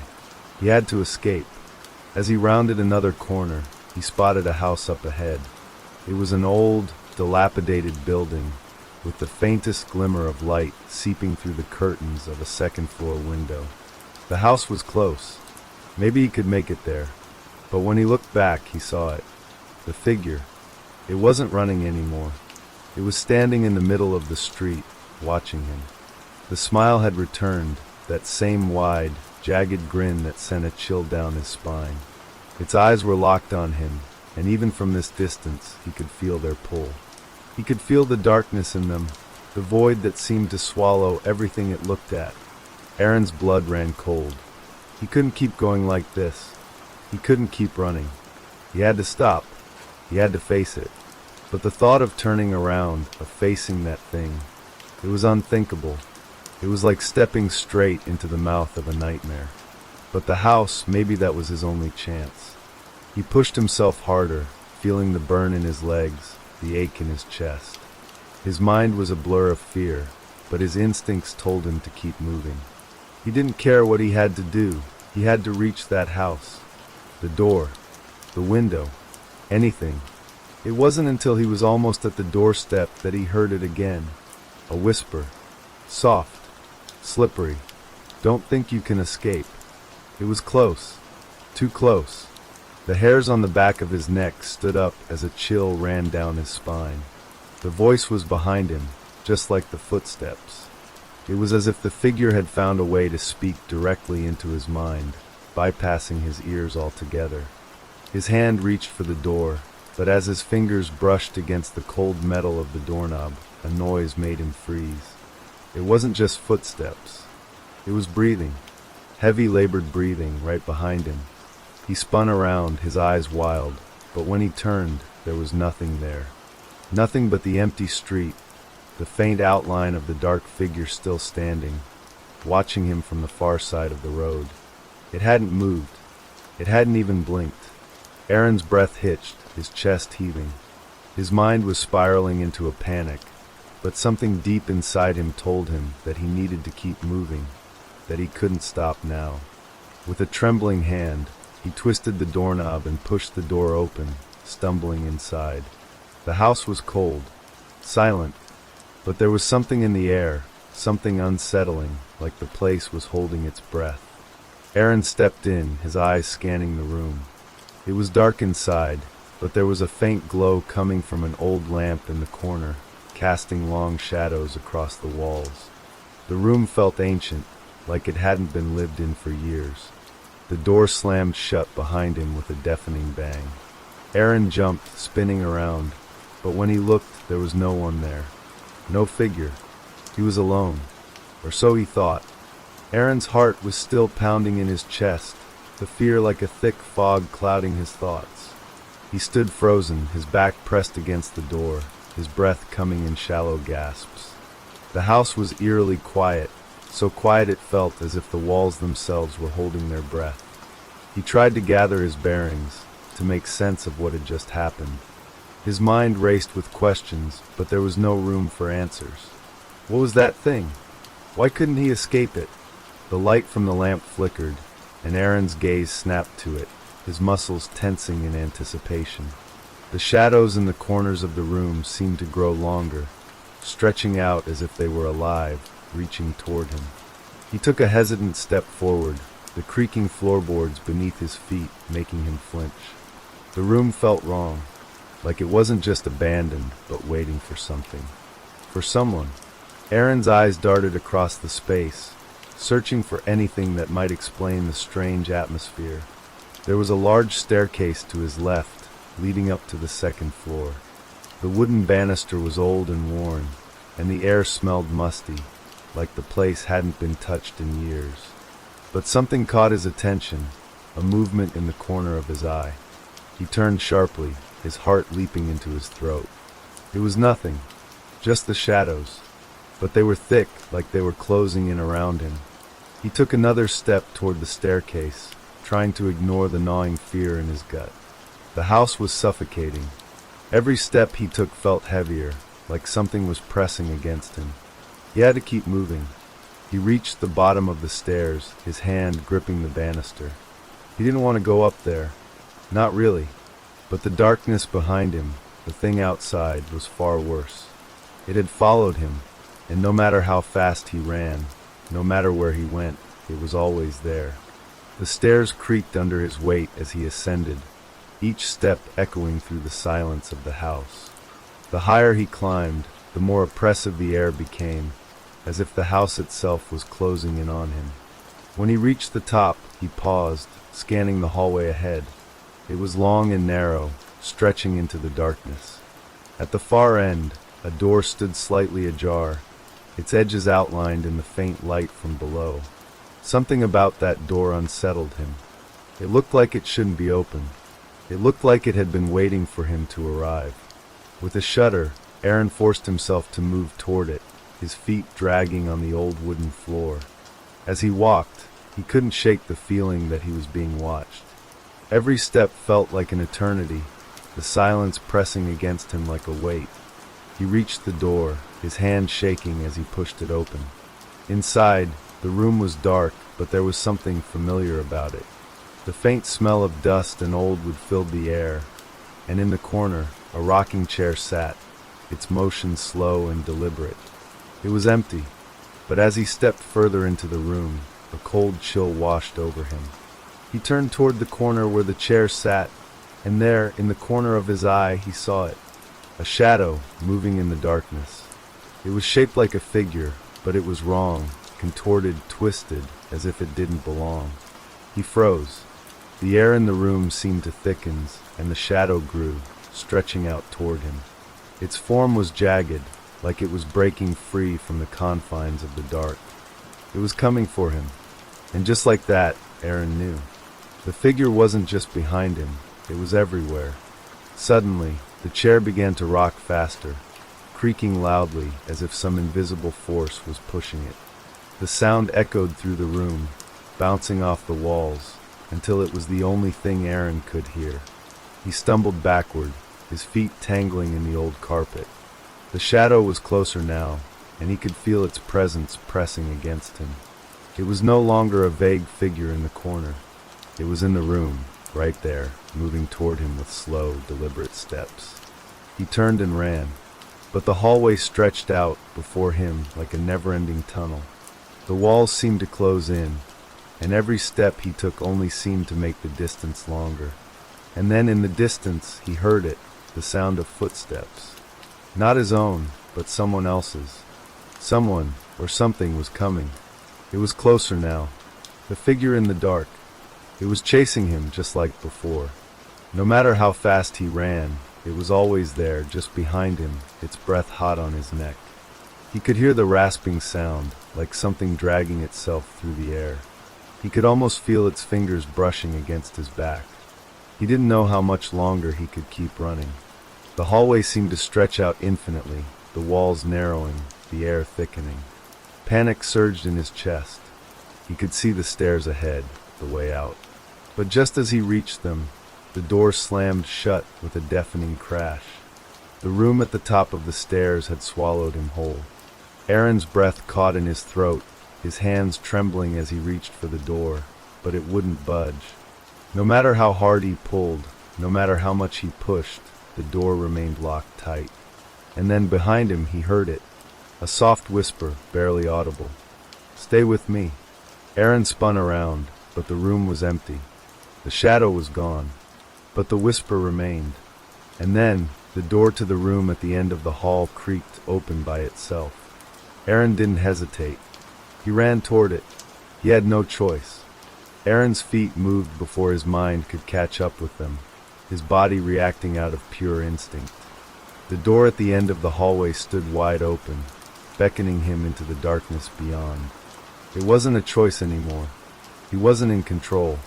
He reached the doorway, his hand trembling as he stepped inside.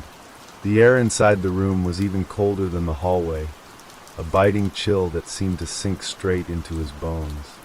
The only light came from a cracked window on the far side of the room, the moon casting a pale, ghostly glow across the dusty floorboards.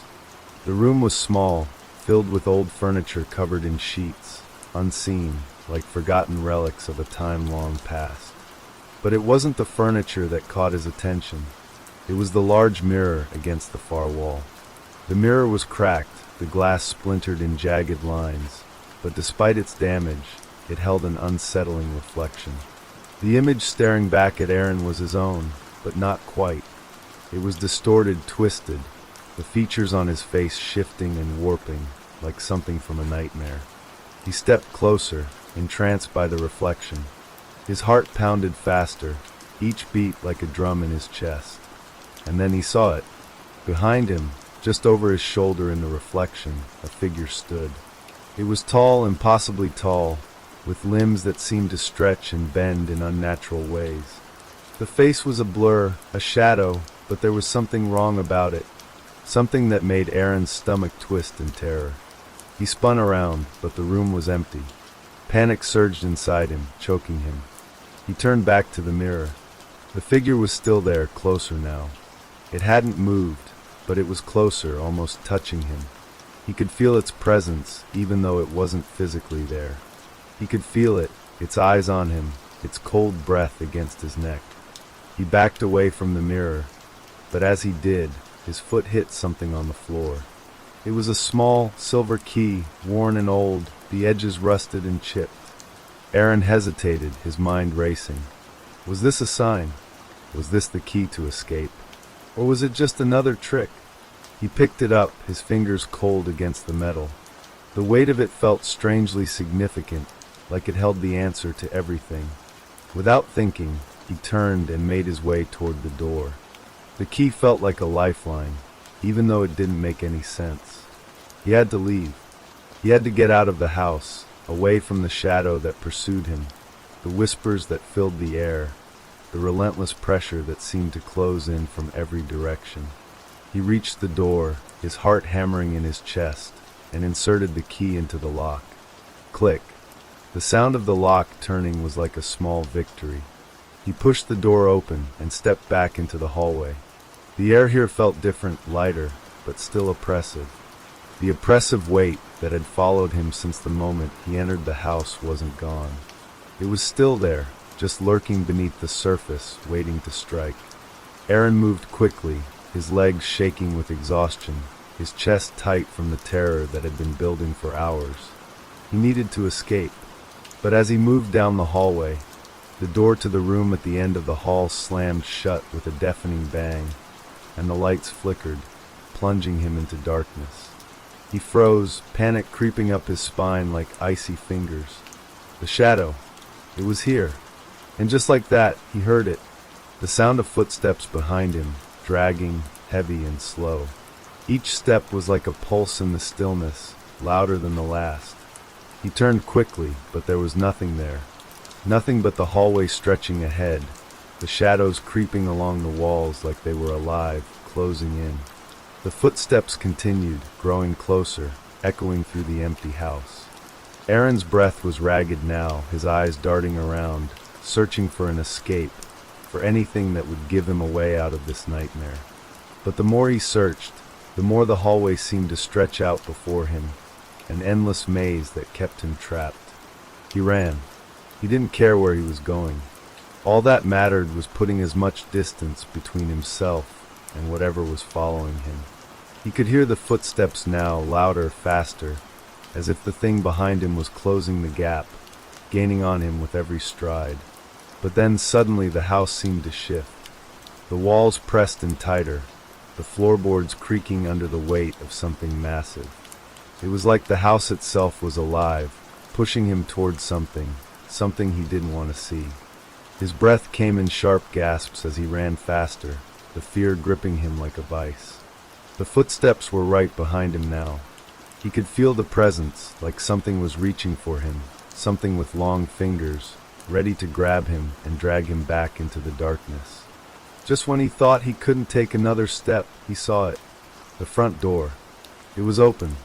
For the first time since he'd entered the house, he saw an escape. But as he ran toward it, the door slammed shut.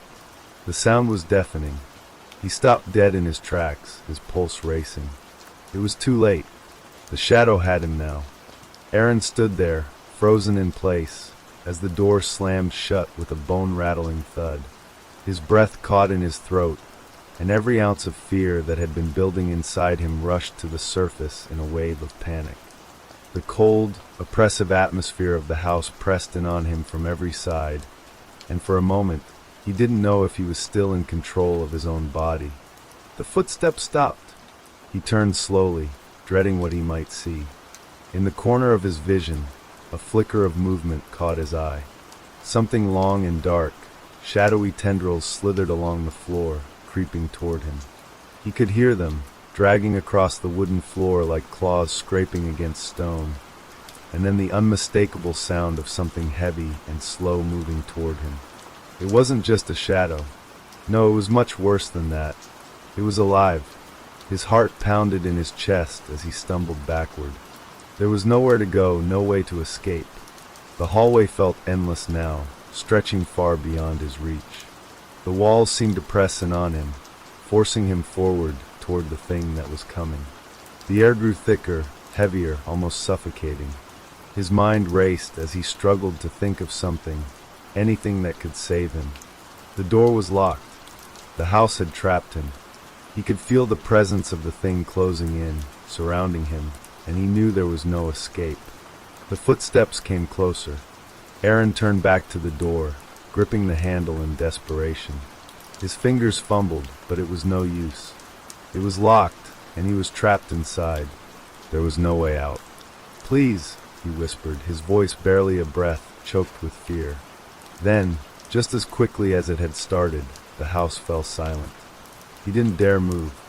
He waited, listening to the silence, the only sound now the frantic beating of his heart in his ears. A cold wind swept through the hallway, carrying with it the unmistakable scent of decay. It was as if the house itself was breathing, slow, deep, almost like it was waiting. Aaron's pulse quickened. The darkness seemed to move around him, shifting and writhing, like the house itself was alive. And then, through the silence, he heard it, a voice, faint and distant at first, but growing louder with each passing second. "Run," it whispered, the voice low and guttural, almost too quiet to hear. Without thinking, Aaron bolted. His legs screamed with exhaustion, but he ran faster than he ever had before, the sound of his footsteps mingling with the faint whisper that seemed to follow him. "Run," the voice repeated, louder now. Run, or it will catch you. He turned down a hallway, but no matter which way he went, the path seemed to twist and bend, as if the house itself was shifting to keep him from escaping. The walls groaned under the pressure, and the very floor beneath him seemed to be giving way. The house was alive, alive with malice, and it was not going to let him leave. He stumbled, his foot catching on something in the darkness.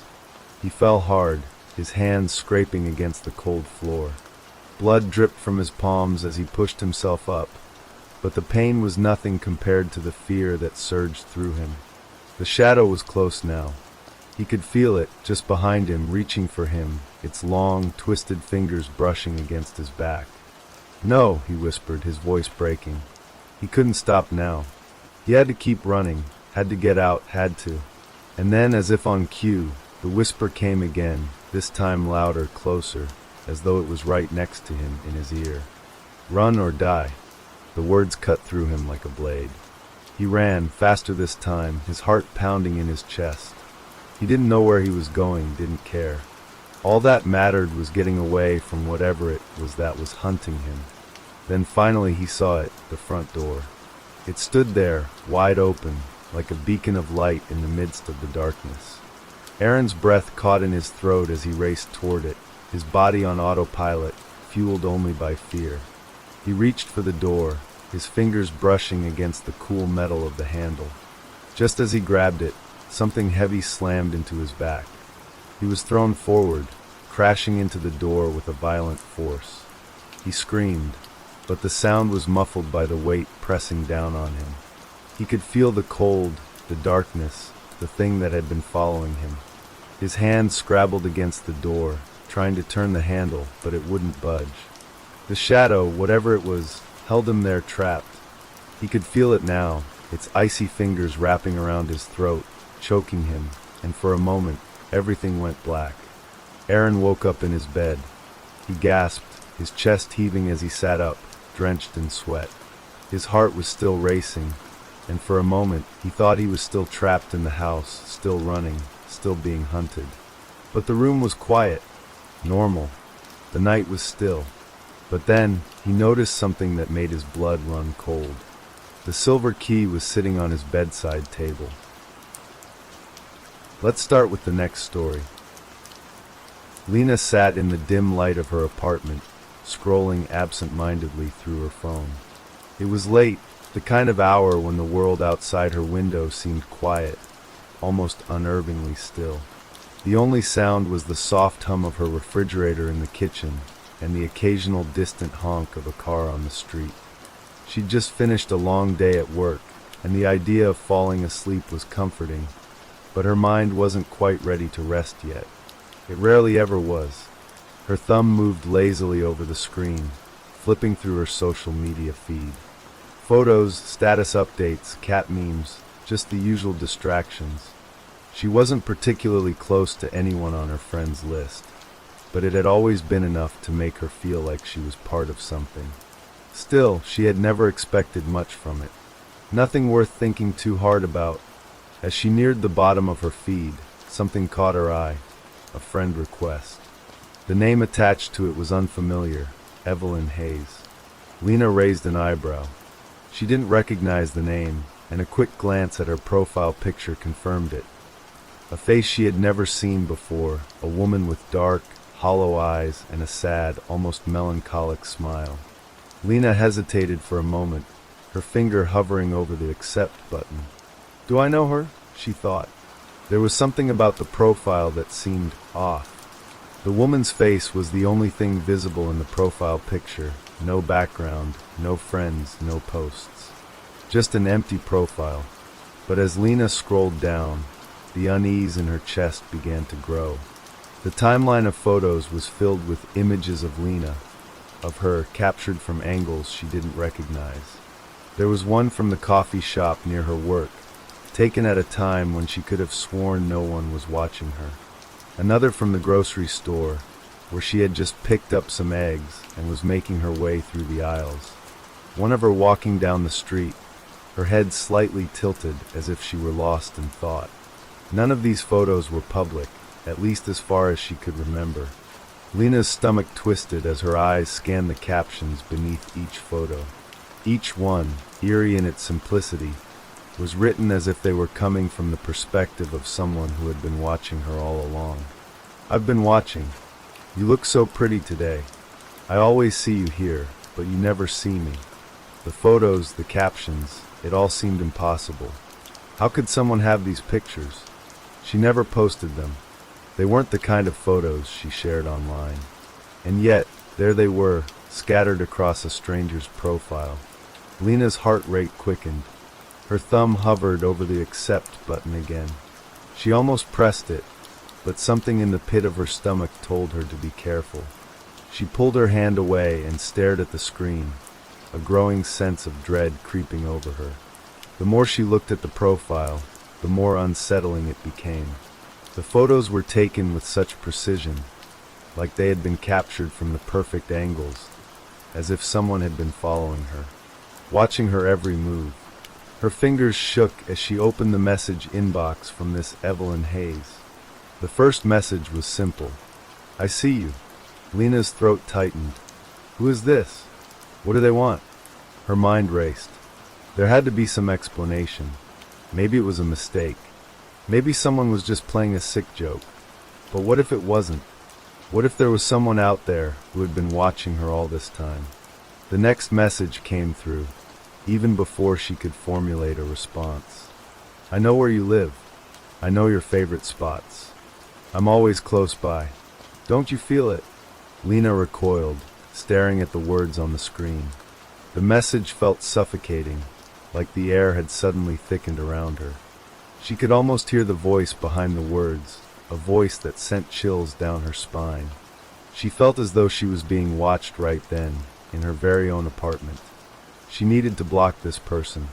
She needed to protect herself. But as her fingers hovered over the block button, another message came through. "I'm right behind you." Lena froze. It wasn't possible. She was alone in her apartment. There was no one behind her. Her pulse raced as she slowly turned her head toward the window. The curtains were drawn tightly shut, but the room felt darker, colder, as if something was closing in on her. She swallowed hard and quickly checked the door. Locked. But what if someone was out there waiting just beyond the threshold? She shook her head, trying to shake off the paranoia creeping into her mind. She wasn't going to let some random stranger make her feel afraid. But still, something didn't sit right. The strange words, the eerie photos, it all felt too real, too deliberate. Lena stood up, pacing around the room, trying to shake off the unease. That's when her phone vibrated again. "You should look out your window." Her blood ran cold. Lena moved toward the window, her legs heavy as if the fear had suddenly become physical. She pulled the curtains back slightly and peered out into the night. The street was empty, bathed in the soft glow of streetlights. The world seemed silent, just like it always was. But as she scanned the street, something caught her eye, an unfamiliar figure standing just across the street, barely visible in the shadows. The person was facing away from her, standing motionless in the dark. At first, Lena thought it was just her imagination, but then she saw it, a faint reflection in the window. The same dark figure, standing in the same spot. A chill ran down her spine. "No," Lena whispered. "It can't be." She backed away from the window, her heart thudding in her chest. The message had said, "I'm right behind you." Could that figure be the person who had been sending her the messages? She quickly pulled away from the window, stepping back into the dim light of her living room. Her hands were shaking, her breathing shallow. She glanced down at her phone again, expecting another message, but the screen remained blank. Lena felt a rising sense of panic. Whoever this person was, they knew things they shouldn't. The photos, the messages, it all pointed to something much darker than a simple prank. But the worst part was the feeling deep inside her, the growing certainty that she wasn't alone. And then, the final message came through. "You'll never be alone again." Her heart stopped. Lena's breath caught in her throat as the words hung in the air, sending a shiver down her spine. She stared at the screen, her hands trembling, her mind racing with 100 terrible thoughts. The figure outside her window, had it seen her? Was it aware of her every move? And if it was watching her now, what would it do next? She turned her phone over in her hands, as if the simple gesture might somehow shield her from the feeling of dread that was flooding her chest. Every instinct screamed at her to do something, to take action, but she didn't know what to do. She wasn't sure where to turn. The message, "You'll never be alone again," echoed in her mind, an ominous promise that she couldn't escape. Lena moved back toward the window, but this time, she did it slowly, cautiously, like someone afraid of what they might see. She didn't want to look. She was afraid of what the night might reveal, of who might still be standing out there, just beyond the glass. But she had to know. She pulled the curtains back again, just a fraction. Her eyes darted around, scanning the street for any signs of movement. The shadows seemed deeper now, the night colder, heavier, as if it was holding its breath along with her. The figure across the street was still there, standing motionless in the dark. It hadn't moved, hadn't reacted to her gaze. It was as if the person didn't even know she was watching. Lena squinted, trying to get a better look. The figure wore a hood, its features obscured by the darkness. The longer she stared, the more unnerving it became. Why wasn't it moving? Why was it just standing there, staring at nothing? Her mind raced. Could this person be the one who had been sending the messages? Could they have been standing there all along, watching her through the window? The thought made her feel dizzy, her pulse quickening as the air seemed to grow thicker around her. She had to do something. She couldn't just stand there, paralyzed by fear. Lena pulled away from the window, grabbing her phone once more, her mind scrambling for a plan. She was about to call the police when her phone buzzed again. She flinched at the sound, as if the simple vibration had startled her. The new message appeared on her screen. "You know who I am now." Lena stared at the words for a long moment. She didn't recognize the name on the profile, and yet it felt as if this person knew her, as if they had been a part of her life all along. The words didn't make sense. "You know who I am now." How could she possibly know who they were? This was all so twisted, so impossible. Then another message appeared. "I'm not far. I'll be there soon." Lena felt the blood drain from her face. She turned back to the window, her heart thumping in her chest, but when she looked out again, the figure was gone. She scanned the street, her breath quickening, but there was no sign of the person. Nothing but the quiet, empty road. Her mind raced as she tried to make sense of everything. Had they left? Were they still out there, waiting for her to make a mistake? The fear in her chest only intensified, and she realized she was trembling, her body frozen with dread. Lena backed away from the window, her eyes flicking around her apartment, searching for something, anything, that could help her make sense of what was happening. Her phone buzzed again. "I can hear your heart beating. It sounds so loud." The message was followed by another. "I'm closer than you think." She gripped the phone tightly, her knuckles white. The feeling of being watched intensified, and this time, it wasn't just the fear that kept her rooted to the spot. It was the knowledge that someone somewhere was right there, just beyond her reach, waiting to close in. Her eyes flicked to the door. It was locked, but was it enough?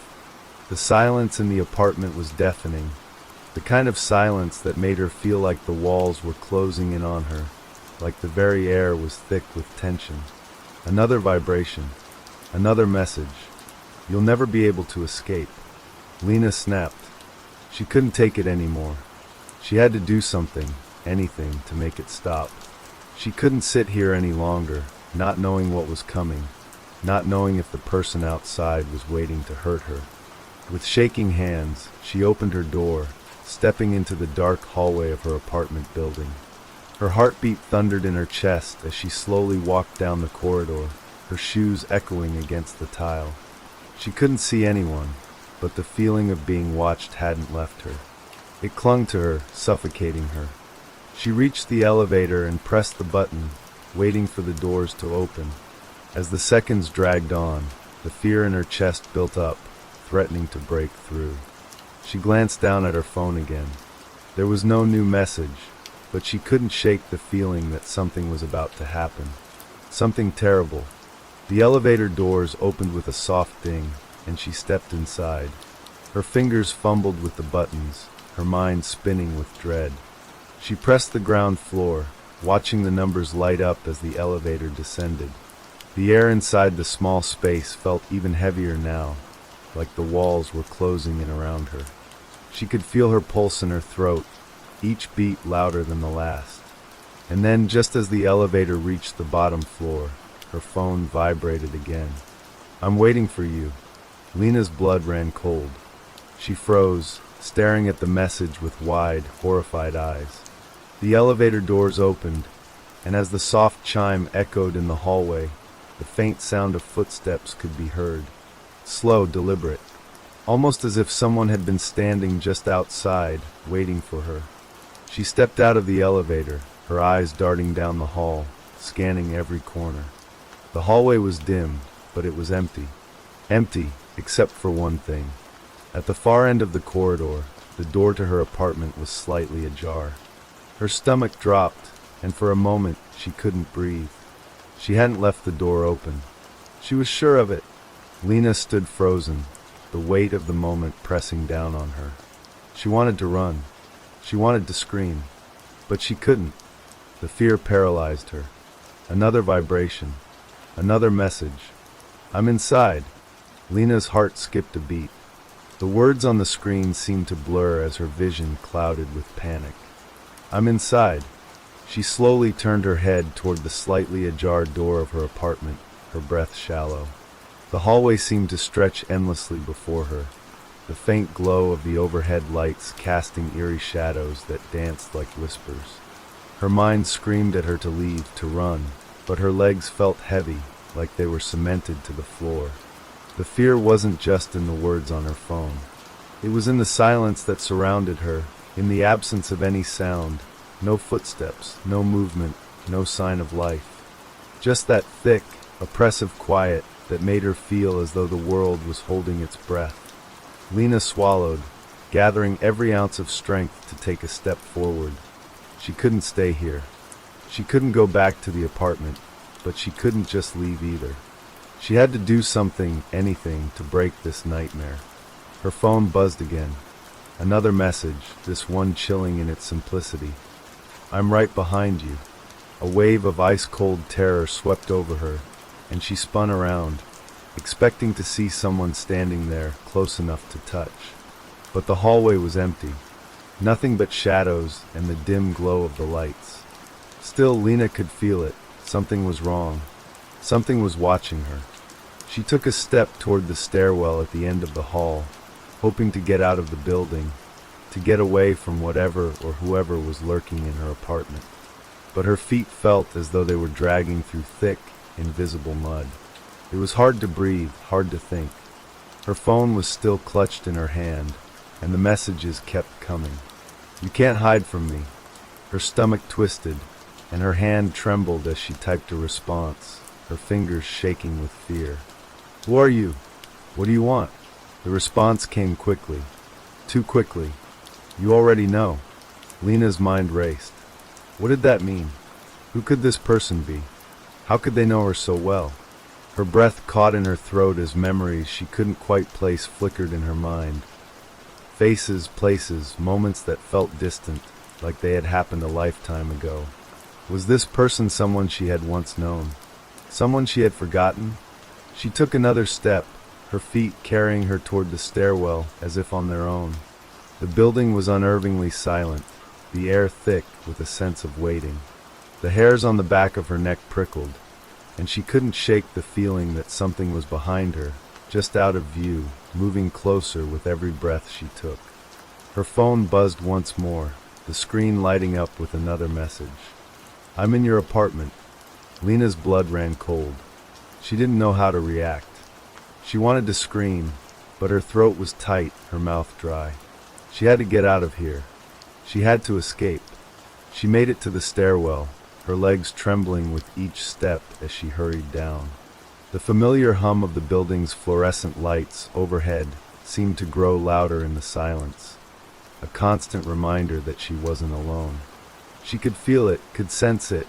Whatever was behind her, whatever was watching her, was closer now. The door at the bottom of the stairs was locked, but the key was in her hand, cold and heavy as she fumbled to insert it into the lock. The metal scraped against the doorframe, sending a jarring sound into the silence, and for a moment, it felt like everything in the world had gone still, as if the air itself was holding its breath. She turned the key, the door creaking open just enough to slip through. She didn't look back as she stepped outside into the night air, but the hairs on her arms stood up as a cold wind swept through the alley, tugging at her clothes. She glanced around. The streets were empty. No cars. No people. Just the echo of her own breathing. Lena pulled her phone from her pocket, checking for messages again. Her screen was dark for a moment, and she thought maybe, just maybe, the nightmare had ended. But then, a new message appeared, and her heart dropped into her stomach. "You can't outrun me." Before she could respond, the screen flickered, and the message changed, as if the phone itself had become alive. "I'm already waiting for you." Lena's eyes darted around, searching for any sign of movement, any indication that the person was near. But the street was still empty, the only sound the faint hum of distant traffic. But the fear in her chest didn't subside. It only grew, tightening with every passing second. "I'm everywhere you go." Her mind raced. What did that mean? Was this person somehow following her? Was she still inside the apartment building, somehow watching her even from the distance of the street? She couldn't understand how this was happening. How could someone be everywhere? She had to do something. She had to get away from this, away from the feeling of being trapped in a never-ending nightmare. With her heart pounding in her chest, Lena turned down a side street, her footsteps echoing in the empty night. She walked faster, her pulse racing with each step, until she found herself in an unfamiliar part of town. The area was dark, and the buildings seemed to loom over her, casting long shadows that stretched into the street. Her phone buzzed again. She looked down at the screen, dreading what she might read, but the message was different this time. "I know everything about you." Lena stopped in her tracks. The words felt like a weight in her chest, pressing down on her. Who is this person? How could they know everything about her? She looked around, her heart pounding. There was nowhere left to run, no more places to hide. The feeling of being watched was overwhelming now, and her mind spun as she tried to make sense of it all. What was happening? What had she done to deserve this? Her phone buzzed once more, and this time, the message was clear, chilling in its finality. "I'm waiting for you at home." Lena's heart pounded violently in her chest as the world around her blurred into a mix of panic and confusion. The words on the screen, "I'm waiting for you at home," felt like a direct command, a chilling invitation she couldn't refuse. Her fingers went numb as they gripped the phone tighter. She couldn't breathe, couldn't think straight. Her mind screamed at her to run, to flee from the person who somehow knew everything about her, but her legs wouldn't cooperate. She looked down at the phone again. The message had been sent moments ago, but it felt as though it had been written an eternity ago. How was it possible for someone to know where she lived, what she was doing, everything about her life, as though they had been watching her from the shadows all along? Lena glanced around, half expecting someone to jump out of the darkness. The eerie silence hung over the street, as though even the city itself held its breath. No footsteps, no voices, no distant sounds of car engines, just the cold wind that cut through her clothes, biting at her skin. She was alone, yet the sense of being followed was so overwhelming. It felt as though the very air around her was closing in. The feeling of eyes on her never let up. Every step she took toward the end of the street felt like a countdown to something terrible, something she couldn't outrun. Her phone buzzed again. "I can see you." Lena froze in place, her breath catching in her throat. Her body was frozen, locked in terror. The words were simple, yet they held a menacing weight, sinking deep into her bones. Was this person really following her? Was it all a twisted game? Or worse, had they already made it inside her home? She turned quickly, scanning the street behind her. There was no one. The dark buildings lined the street like silent sentinels, but they offered no comfort. Her feet were rooted to the ground, the heaviness in her chest growing unbearable. Her thoughts raced in a chaotic whirl, trying to make sense of this nightmare. She couldn't just keep standing here, waiting for some unknown fate to claim her. She had to get back home, figure out who this was, confront them. Whatever it took. Lena turned and began to walk, then broke into a jog. She couldn't afford to waste time. Her apartment was just a few blocks away. She had to get back, had to prove to herself that she could still take control of her life, of her own safety. But no matter how fast she moved, no matter how hard she pushed herself, she couldn't shake the feeling that something was right behind her, pacing her every step. The sound of her feet hitting the pavement was the only thing she could hear, but her mind felt filled with whispers. Her phone buzzed once again. "You're almost there." Lena's stomach dropped. The words pierced through her, cutting deep into the pit of her stomach. She couldn't stop now. She couldn't afford to doubt. She had to make it home. She pushed through the familiar street, past the corner store she always stopped at, past the rundown park where she used to sit on weekends. All of it felt wrong, out of place. The buildings towered over her, their shadows stretching far longer than they should, creating pockets of darkness that she dared not look into. Her apartment was up ahead. She could see the light in the window of her living room, faint but comforting. The thought of her apartment, the familiar smell, the safety she had felt only hours ago, was the only thing that made her move faster. But as she neared the front door, the hairs on her neck stood up again. The unsettling sensation of being watched pressed down on her like an invisible weight.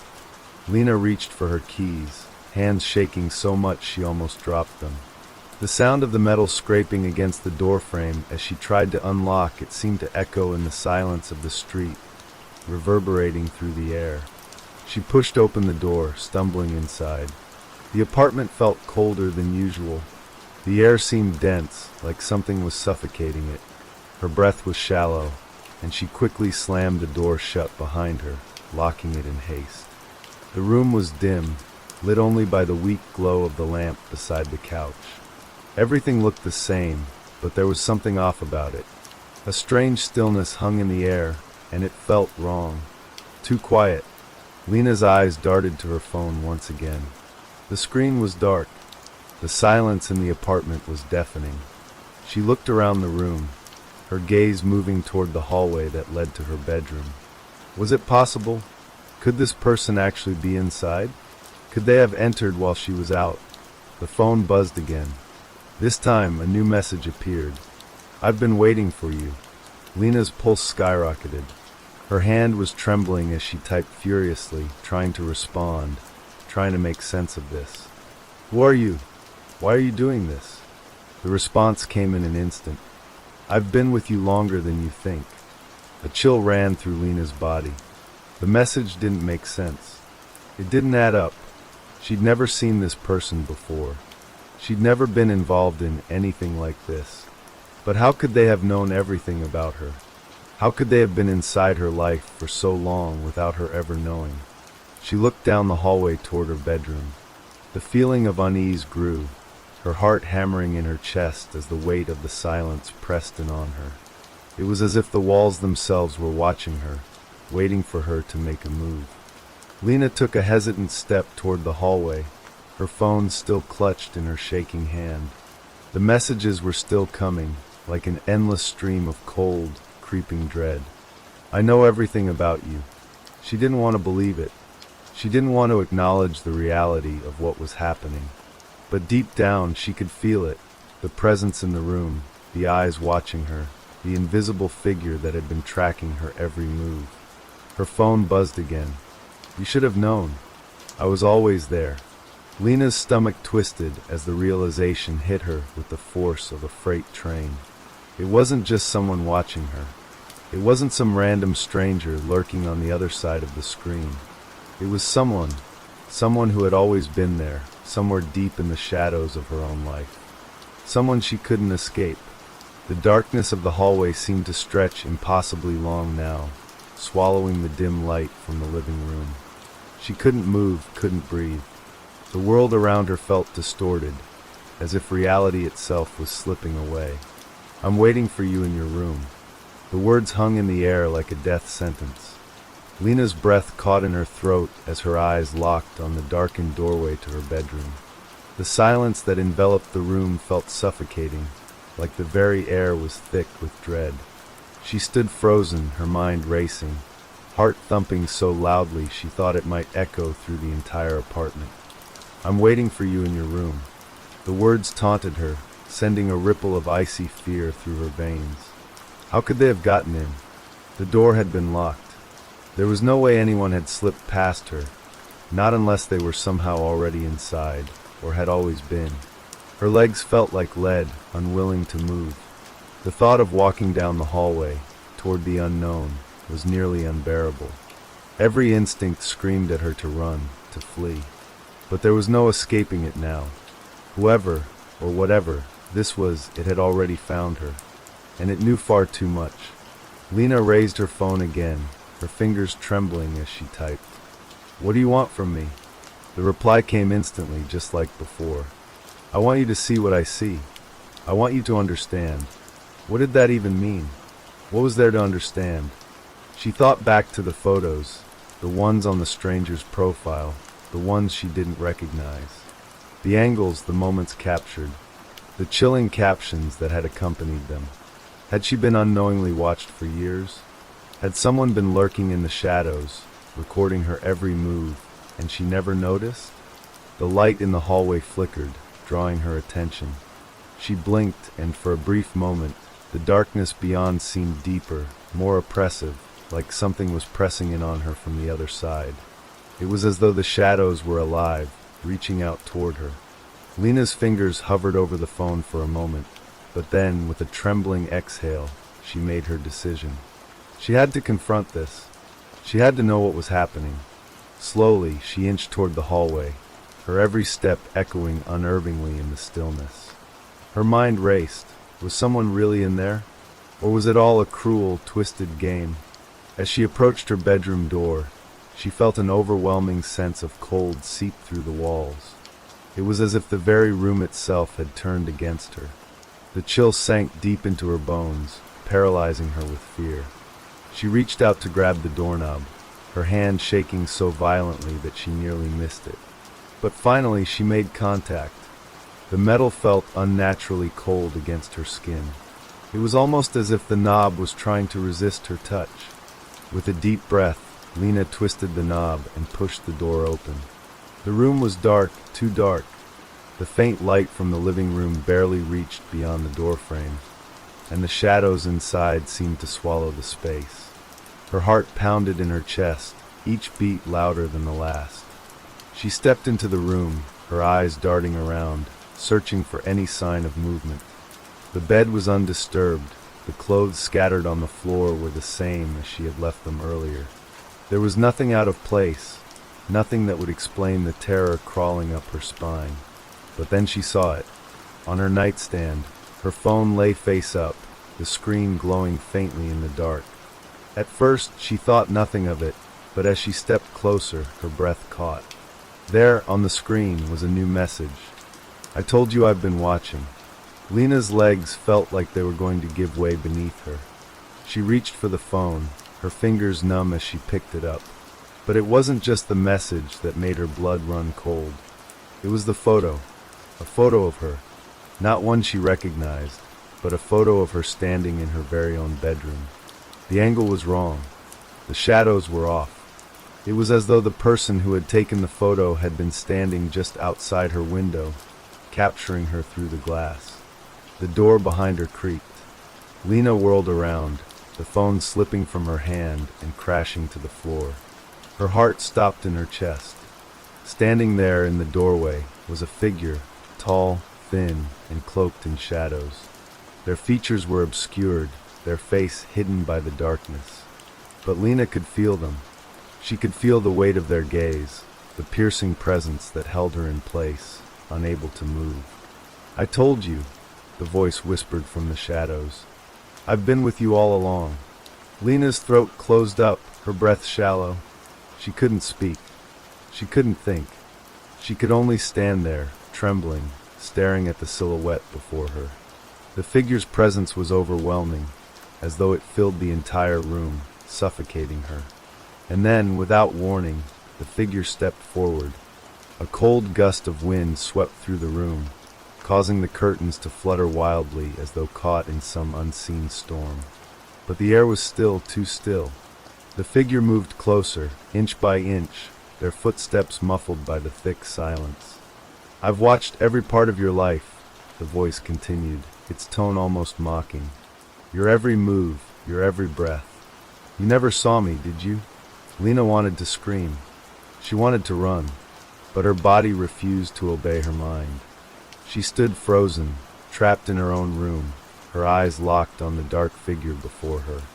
She could feel the air growing colder with every passing second, the weight of the figure's presence crushing her. "But now," the voice said, closer than ever, "now you see me." The figure stepped into the dim light, and for the first time Lena saw its face. Her own face stared back at her. A perfect, twisted reflection. The eyes were hers, wide, terrified, empty. The mouth was set in a twisted smile, one that should not have been there. The face, her face, was distorted, broken. Lena staggered back, her heart racing, her mind on the verge of breaking. She opened her mouth to scream, but no sound came out. The figure, her reflection, smiled wider, its eyes gleaming with a twisted, unholy satisfaction. "You should have known," it whispered, as the darkness swallowed her whole. Lena's vision blurred, her breath catching in her throat as she stumbled backward, her mind spiraling. Her hands gripped the bedpost for support, her legs shaking uncontrollably. Every nerve in her body screamed at her to run, but her feet were glued to the floor, her body paralyzed by the sheer horror of what she was seeing. The figure in front of her, that twisted reflection of herself, did not move. It simply stood there, its cold, hollow eyes staring back at her, as if it were waiting for her to understand, to comprehend the reality of the nightmare she had unwittingly stumbled into. Her heart pounded so hard in her chest that she thought it might burst. The room seemed to close in around her, the walls pressing in, the air growing heavy with the weight of the entity's presence. It was as though the room itself was alive, alive with malevolent energy, feeding off her fear. Lena took a trembling step back, her hands reaching out, trying to find something, anything to hold on to. Her fingers brushed against her dresser, and she grabbed hold of it desperately, trying to steady herself. "What do you want?" Lena finally managed to choke out, her voice barely above a whisper. She was no longer sure if the question was directed at the figure or at herself, trying to grasp any kind of understanding in the chaos. The twisted reflection smiled wider, its mouth stretching impossibly. "I want you to remember," it whispered, its voice like a cold wind, creeping under her skin. "I want you to remember everything." A wave of nausea hit Lena, and she staggered backward, her mind reeling. The figure's words were like a curse, wrapping around her, suffocating her. "Remember what?" she managed, though she wasn't sure if she truly wanted the answer. Her pulse raced, panic rising in her chest, but she couldn't tear her eyes away from the nightmare that was her own reflection.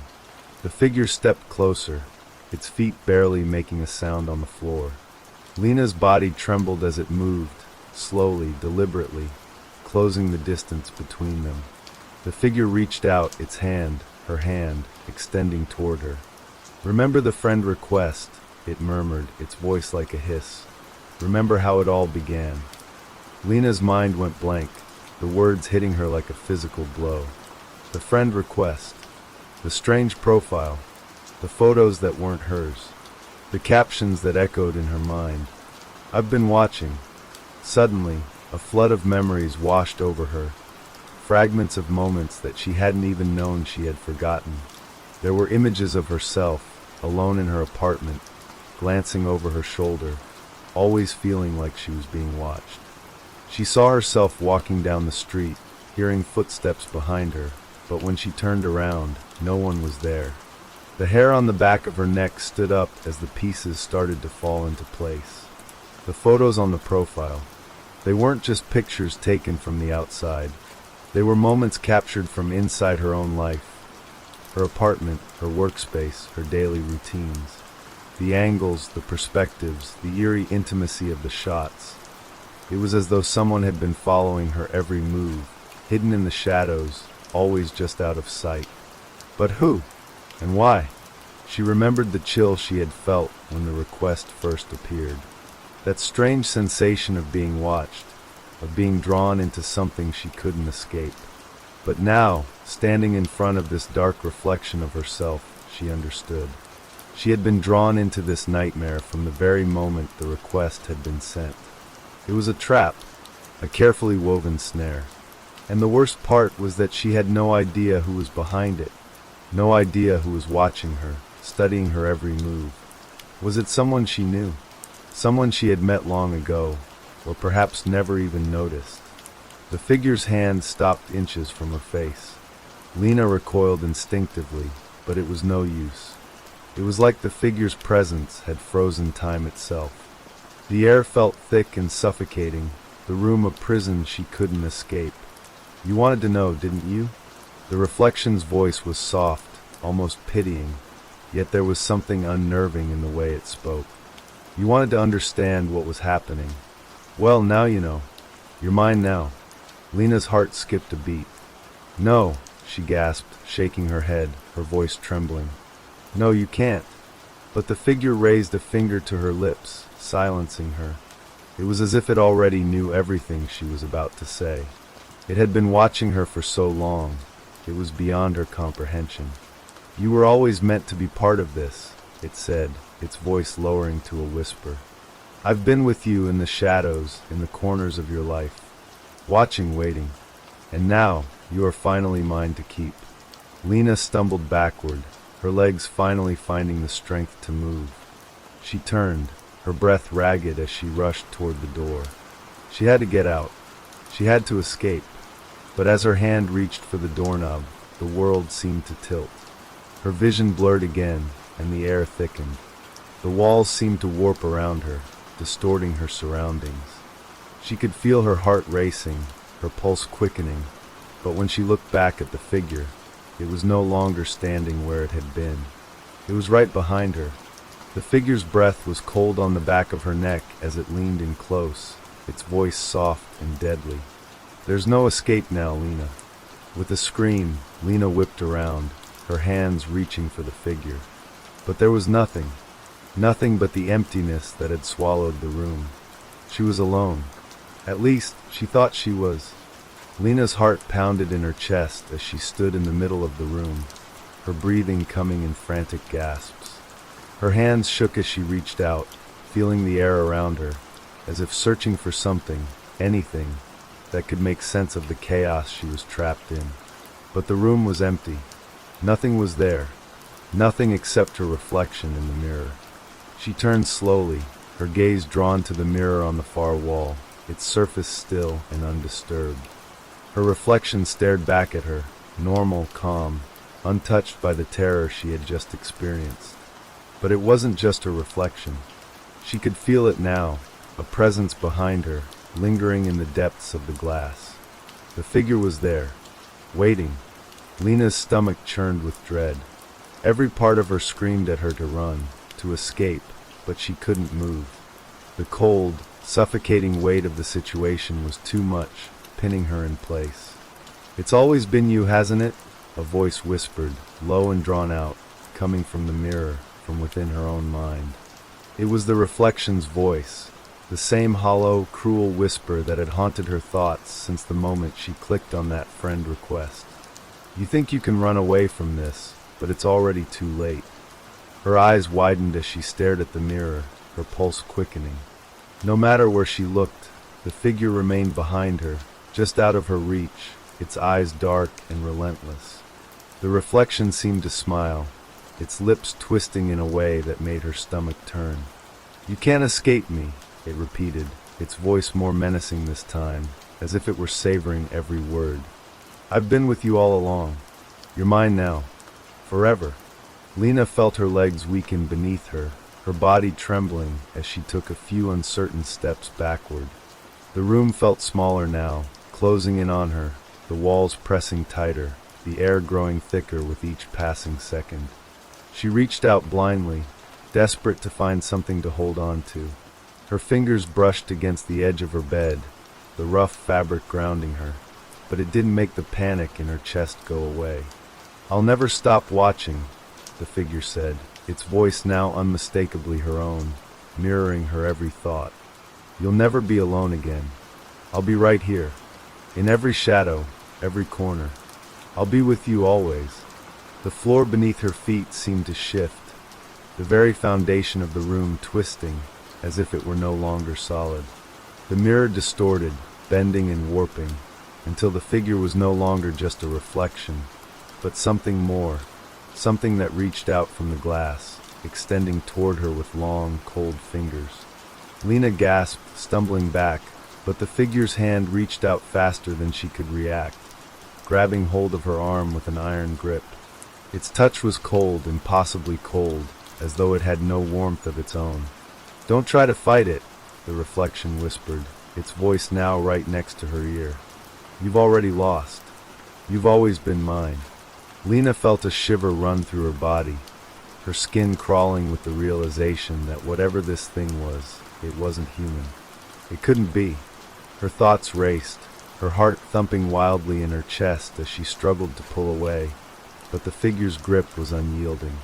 It was as though it had become part of her, woven into the very fabric of her being. The room seemed to blur once more, her surroundings shifting, warping, until nothing was familiar. The bed, the dresser, the door, all of it was gone. She was no longer in her apartment. She was in an endless void, surrounded by nothing but darkness and the echoing whispers of the figure, its voice all around her, inescapable. "I've been watching you," it said again, the words repeating over and over, drowning her in the repetition. "Always watching, always waiting. For you." Lena couldn't think. She couldn't breathe. She couldn't escape.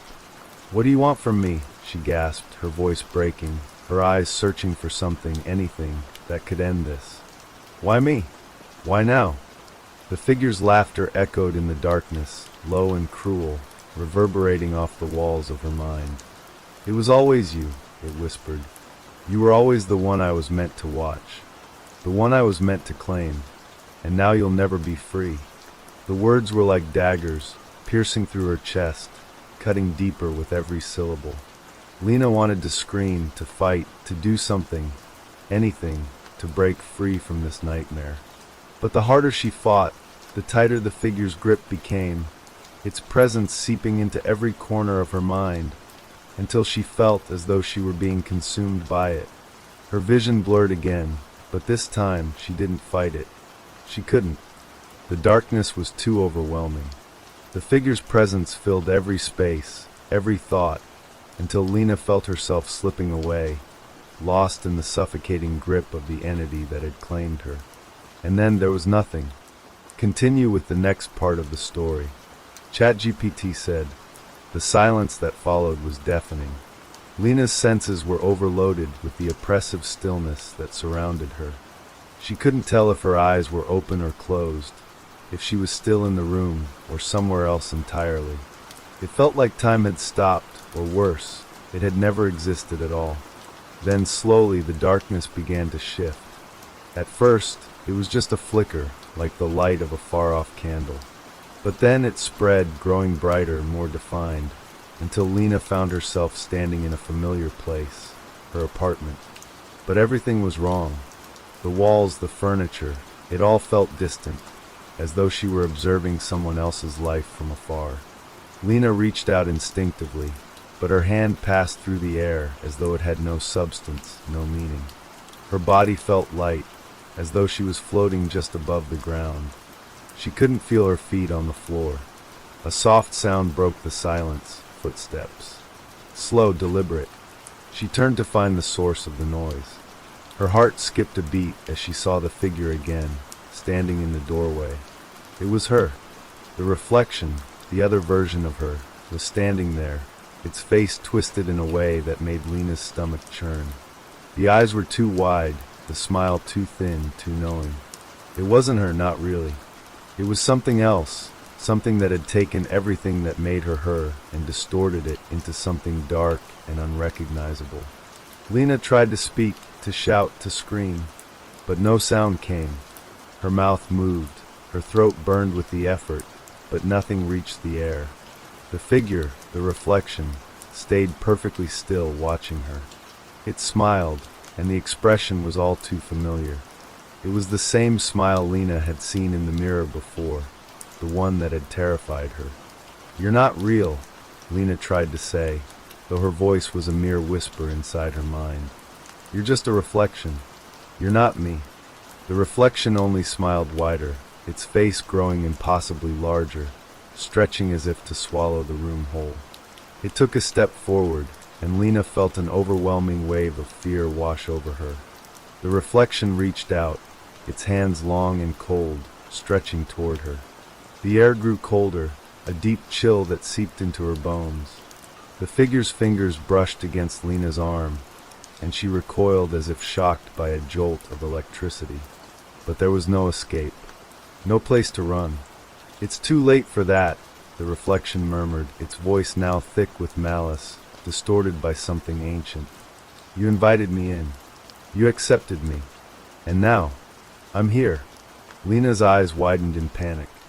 She tried to step back, to move away, but her feet were stuck to the ground, as though the very floor had grown roots into her body, holding her in place. The reflection grinned, leaning closer. "You thought it was just a friend request," it whispered, the words vibrating in Lena's skull. "You thought you could ignore it, block it, forget about it. But that's not how it works." Lena's chest tightened as a realization gripped her like a vice. The photos, the captions, the messages. It had been there, waiting for her, long before she had even realized what was happening. She had thought it was just a strange coincidence, a moment of curiosity. But the reflection had been watching her. And now it was closer than ever. "You don't know what you've done," the reflection hissed, its face contorting with something dark and dreadful. "You wanted attention, you wanted the thrill. And now I'm yours. Forever." Lena's legs gave out, and she collapsed to the floor, helpless, as the reflection loomed over her. It reached down, its fingers curling around her wrist with an unrelenting grip. The air around them grew heavy, suffocating. She could feel the darkness closing in, the void swallowing everything else.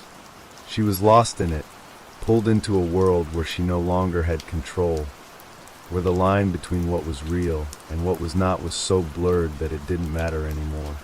The reflection leaned closer still, its smile growing impossibly wide, as if it were savoring her fear. "I am you now, and you will be me. Together, we will never leave." Lena felt a wave of despair crash over her. Her mind was breaking, unraveling. The reflection had taken everything from her, her identity, her sense of self. She was trapped in a nightmare she couldn't wake up from. And as the figure's dark laughter filled her ears, Lena knew deep down that there was no escape. The friend request had been the beginning, the gateway. And now, there was only the reflection. Only it. The reflection's grip on Lena's wrist tightened, sending sharp pangs of pain through her. But the agony wasn't just physical. It was as if every part of her mind, her essence, was being consumed by the cold, dark presence. The laughter of the reflection filled the room, a sound that seemed to stretch, echoing off the walls. It wasn't her reflection anymore. It had become something else, something dark that had taken over every part of her being. "You'll never be free," the reflection said, its voice dripping with satisfaction. "You invited me in, and now you belong to me." Lena felt her breath catch in her throat. She wanted to scream, wanted to fight back, but the words were lost, drowned by the overwhelming force of the reflection's presence. She felt her body growing heavier, her limbs becoming stiff as if the air itself was turning to stone. Her thoughts were slipping away, fragments of memories, moments of her life flashing by in a haze. She remembered the first time she'd received the friend request, the thrill of the unknown, the curiosity that had led her to accept it. She thought of the photos, the captions, how they had unnerved her, but she had shrugged it off as something trivial. But now, standing face to face with the reflection, she understood the terrifying truth. It had never been a game. It had never been a coincidence. The reflection had always been there, waiting for the moment she would open the door, waiting for her to invite it in. And once she had, it was too late to undo the damage. Lena's body was no longer hers.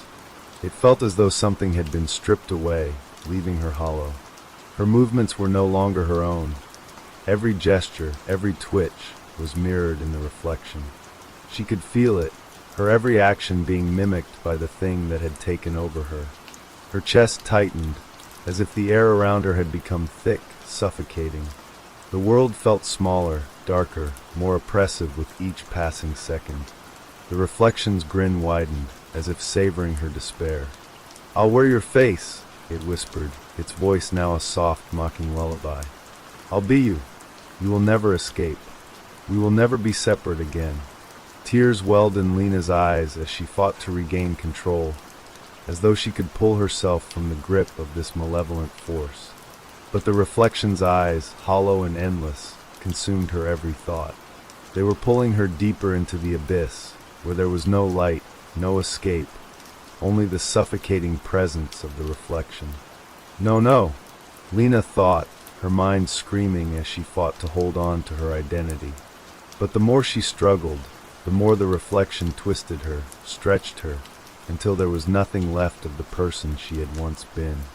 And then, as if sensing her final surrender, the reflection smiled one last time. "Goodbye." Lena's vision blurred, and her body went limp, as if all the strength had been drained from her. She was lost, swallowed by the darkness that had once been a mere curiosity, now an irreversible reality. The reflection stood over her, silent and victorious, as Lena's essence was absorbed completely into the depths of its gaze. Her apartment, once familiar, now seemed a distant memory. The world around her faded, until there was nothing left but the reflection, her reflection, standing in the middle of an empty room. And the friend request? It sat, still unopened, waiting for its next victim. The days that followed Lena's disappearance were heavy, filled with whispers and unanswered questions. Her family, her friends, none of them could understand what had happened. They searched, they questioned, but no one could find her. The world continued, life moving forward, but the absence of Lena lingered in the air like a cold draft. Weeks passed, and her phone remained silent. Her social media accounts stayed dormant, forgotten in the wake of the mystery. But one evening, when the sun dipped below the horizon and the shadows grew long, a new notification appeared. It was a friend request. At first, there was nothing unusual about it, but when the name popped up, the blood in her mother's veins ran cold. It was Lena's account, but the profile picture, Lena's profile picture, was different now. Her face was pale, her eyes wide and dark, staring directly into the camera, almost pleading. The smile on her lips was wrong, too wide, too empty. It looked like something had taken over her. Beneath the photo, in the caption, were the words Lena had never spoken. "I've been watching." Her mother sat there, staring at the screen, her heart pounding. She reached for the mouse with trembling hands, but before she could click, something strange happened. The profile updated again, a new picture appeared, one that Lena had never posted. A picture from the living room, taken from behind the couch, capturing Lena sitting on the couch in front of her computer, her face lit only by the glow of the screen. The next caption read, "I'm right here." Her mother screamed, slamming the phone down onto the floor as a chill swept through the room. The air felt thick and oppressive, as though something was pressing in from all sides, suffocating her. In the reflection of the phone screen, something moved. It wasn't Lena. It wasn't her daughter's face that stared back at her. It was something darker, something that had taken everything, her daughter, her life, her sanity, and replaced it with a hollow imitation. The screen flickered once more, and the words, "It's your turn now," appeared, just before the phone cracked down the middle and went black.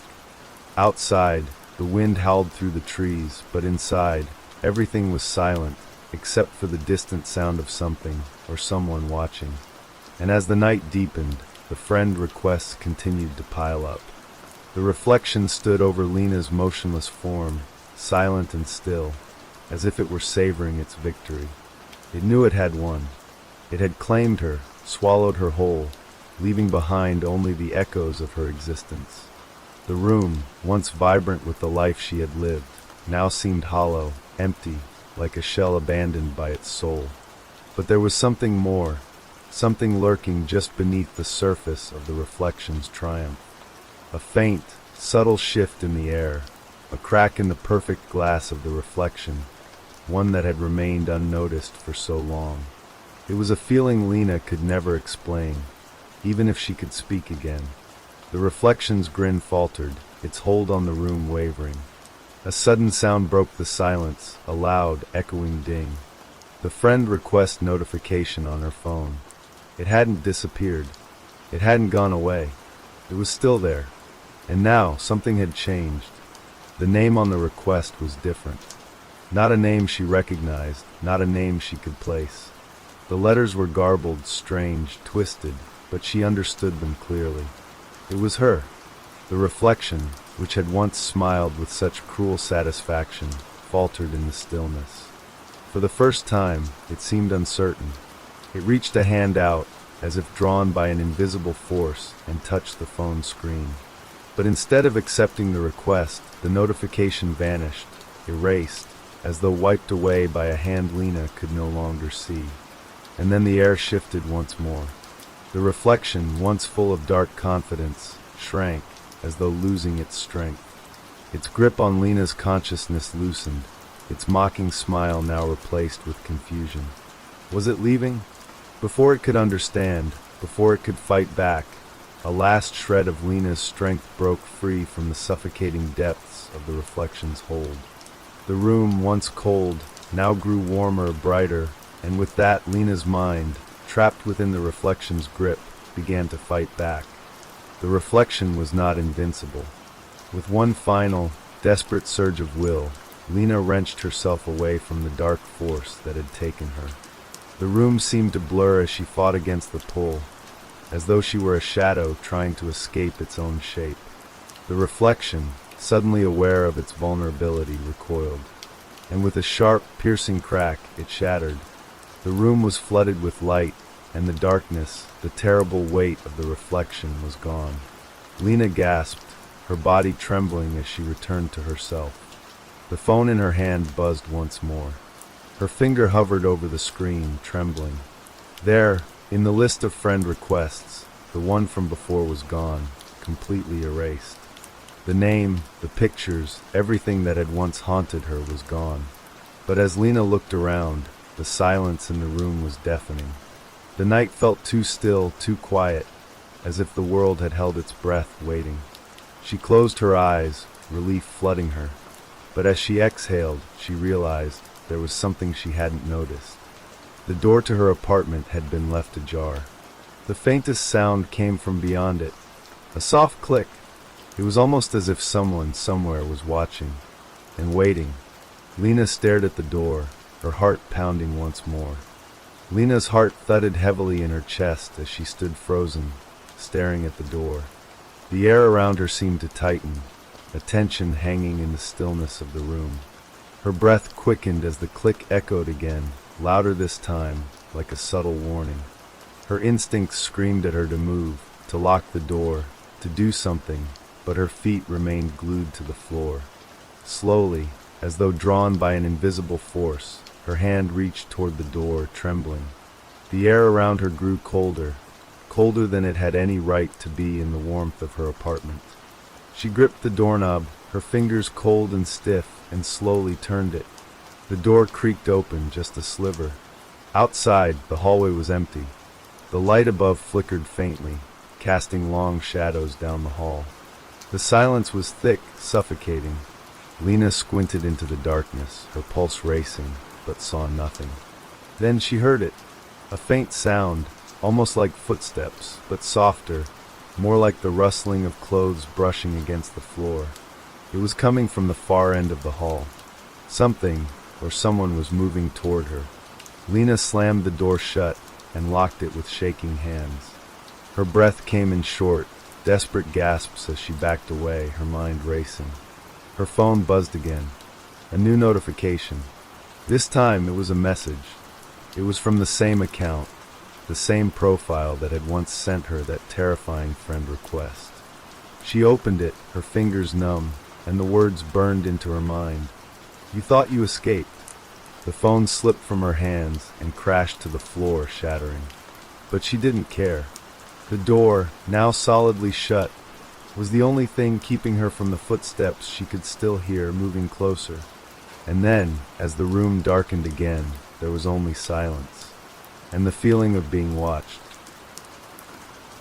Let's start with the next story. It had been a long, tiring day. Jack had been running errands all afternoon, and the evening was quickly drawing near. He walked home through the quiet streets, a slight chill in the air. He reached into his coat pocket for his wallet, intending to grab his keys, but his heart dropped. It wasn't there. Panic shot through him. He checked every pocket again, faster this time, then every single pocket of his jacket. Nothing. He stopped dead in his tracks and frantically patted his jeans, his jacket, his coat once more. Still nothing. It was gone. His mind raced. Had he dropped it while he was out? He tried to think back to when he last used it. There had been the coffee shop earlier. Maybe he left it there. Or had it fallen out when he'd gotten the bus? No, that didn't seem right either. There was a slight feeling of dread creeping up his spine, as though something was wrong. It wasn't like him to lose his wallet. His phone buzzed in his pocket. He jumped at the sound, pulling it out quickly. A notification flashed on the screen. It was from his bank app. The message read, "Your transaction of $50 has been completed. Thank you for your purchase at Grocery Mart." He stared at the message, confusion swirling in his mind. He hadn't bought anything today, let alone groceries. His heart sank deeper. He checked the transaction details, but the store listed was one he had never heard of before. It wasn't even in his area. What the hell? Jack thought. He quickly checked his wallet again, but it was still missing. He was sure it was in his coat pocket just this morning. He checked his phone again, but now there was another notification. Transaction of $15 completed. Your purchase at Book Nook has been confirmed. He had not bought any books, and there was no Book Nook around here. This wasn't just a mistake. Someone was using his bank card, and they were buying things he didn't recognize. He looked at his recent transactions again. A third alert came in. This time, it was for $100 at a restaurant he had never dined at before. He was starting to feel dizzy. His breath caught in his throat. How could this be happening? He dialed his bank immediately, his fingers trembling. The line rang for a few moments before a woman answered. "Thank you for calling First Bank. How can I assist you today?" Her voice was polite, but it barely comforted him in his panicked state. "I've been getting charges on my card for things I didn't buy. What's going on? Can you help me?" "Sir, I can certainly help you with that," the woman said, her voice calm. "Can I have your account number to verify your identity?" Jack quickly rattled off the necessary information. After a moment of silence, she responded, "We're seeing these unusual transactions as well. They appear to be happening every few minutes. I'd advise you to block your card immediately." Jack felt the air leave his lungs. "Please do it now," he pleaded. "Someone has my wallet, and they're using my card for things I didn't buy." "What's going on?" "We'll freeze your account, sir," she said. "But I need to ask you, have you recently misplaced your wallet?" Jack's mind raced. "Yes. I think I lost it today. I've been looking everywhere. I'm not sure when, but I lost it for sure." There was a pause on the other end, followed by a soft click. "Sir, please remain on the line for just a moment." Jack could hear typing, then silence. After a few long seconds, the woman spoke again, her tone more serious now. "I have to tell you something unusual, sir. These charges aren't just for things. Some of them seem to be odd." "What do you mean, odd?" Jack asked, a knot forming in his stomach. "According to the descriptions on the receipts we're seeing, these purchases don't just have dollar amounts attached. Some are descriptions. Things like one memory or 1 hour of your life." Jack's stomach churned. "What? Memory? An hour of my life? Are you serious?" Jack's voice cracked. "I don't understand. What does that mean?" "I don't know, sir," the woman said, sounding just as confused. "But it seems like someone is accessing your account in a way that doesn't make sense. We've also flagged these transactions as highly irregular." Jack's breath caught in his throat. He wasn't sure what was going on anymore, but it didn't feel like a simple theft. His wallet was lost, yes, but this felt like something else entirely. Someone was buying things that weren't just material. He'd heard of strange scams, of course, but memories? Hours of his life? Before Jack could respond, another notification flashed on his phone. He opened it, his heart sinking further. Transaction of $200 confirmed. Your purchase of 1 hour of freedom is complete. He felt the room spin, the air thick with an unseen weight. What was happening to him? Was he losing his mind? I have to go," he said quickly into the phone. "Please freeze my account, block the card. I need to figure out what's going on." The woman assured him that she had already begun the process. "Sir, please take care. We'll notify you of any further activity." Jack ended the call and stood there, staring at the screen. He turned around, the world outside his apartment window now feeling distant. Cold. The sound of traffic felt muffled, like it was coming from another world. The thought that someone out there was getting into his life, stealing things that weren't material, it was too much to process. Jack couldn't stand still. His feet moved without thinking, carrying him through his apartment as if he were in a daze. He glanced at his phone again, feeling sick to his stomach. Another notification, just moments after the last. Transaction of $50 confirmed. Your purchase of one forgotten moment has been completed. His hands trembled as he dropped the phone onto his kitchen counter. The words on the screen burned in his mind. One forgotten moment. What did that even mean? Was someone erasing parts of his life? How could this be possible? Was it just a cruel joke? Some sick prank being played on him? He didn't know, but his mind raced with horrifying possibilities. Was there someone out there watching him, controlling his life like it was a game? The thought gnawed at him, making his skin crawl. Jack reached for his wallet again, hoping against all reason that it would just appear. But it didn't. It was still gone. He forced himself to take deep breaths, to calm the rising panic that was clawing at his chest. He could think this through. He had to. There had to be a logical explanation for all of this. Right? His mind flickered back to his earlier errands.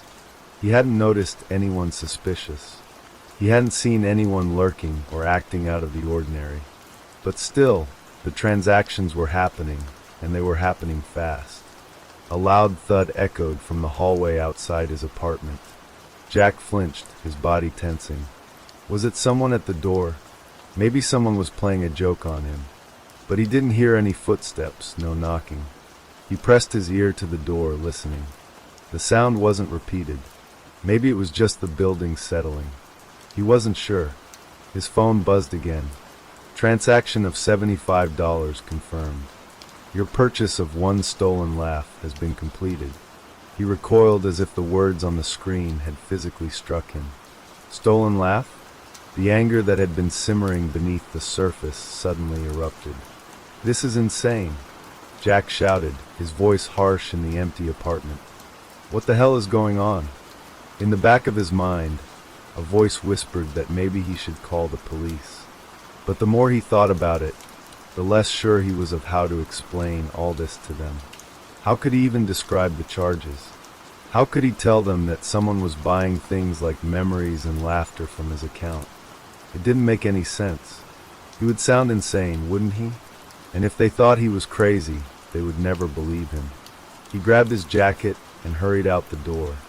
If he could just clear his head for a bit, maybe the fog would lift. Maybe there was something he had missed, some piece of information that could explain this madness. His fingers were still shaking as he made his way down the hall and into the elevator. He needed answers. He needed to see things clearly again. As the elevator doors opened on the ground floor, Jack nearly collided with someone. A man in his mid-30s stood there, dressed in a suit, his face expressionless. He gave Jack a brief, almost imperceptible nod. Jack blinked, instinctively stepping back, but the man was already walking away down the hall. There was something unsettling about the encounter. His eyes, they had seemed so knowing, as though the man had been expecting him. Jack shook the thought off, trying to dismiss it. He was just on edge, that's all. He was losing his grip on reality, and it was making him paranoid. But as Jack stepped out onto the sidewalk, a cold gust of wind swept past him. It felt wrong. He pulled his jacket tighter around himself, suddenly acutely aware of the emptiness in the street. There were no cars passing by, no pedestrians walking. Just a deep, unnatural quiet. The world felt empty. Jack pulled his phone out again and stared at the screen. Transaction of $200 confirmed. Your purchase of 1 lost hour of sleep is complete. He felt a sharp pang in his chest. Lost hour of sleep. Was this a warning? His thoughts were racing again, spiraling into chaos. Was someone trying to punish him? Or worse, was someone trying to control him? The idea of someone slowly stealing his time, his moments, was maddening. It was as if they were erasing parts of him, piece by piece, and Jack couldn't do anything to stop it. Suddenly, his phone vibrated again. Another alert. He opened it slowly, his hands unsteady. Transaction of $300 confirmed. Your purchase of 1 moment of dread has been completed. This time, Jack's heart nearly stopped. A feeling of deep unease settled over him, like ice in his veins. His mind was racing now, no longer able to grasp the concept of what was happening. This was beyond anything he could understand. He glanced around the street, scanning his surroundings. Where am I going? He wasn't sure anymore. Was he just walking aimlessly? He didn't even know. But he kept moving, feet dragging, thoughts scattered. He needed answers. He had to get to the bottom of this before it consumed him entirely. His phone buzzed again. He couldn't look anymore. He couldn't keep seeing those transactions, those horrifying, unnatural purchases.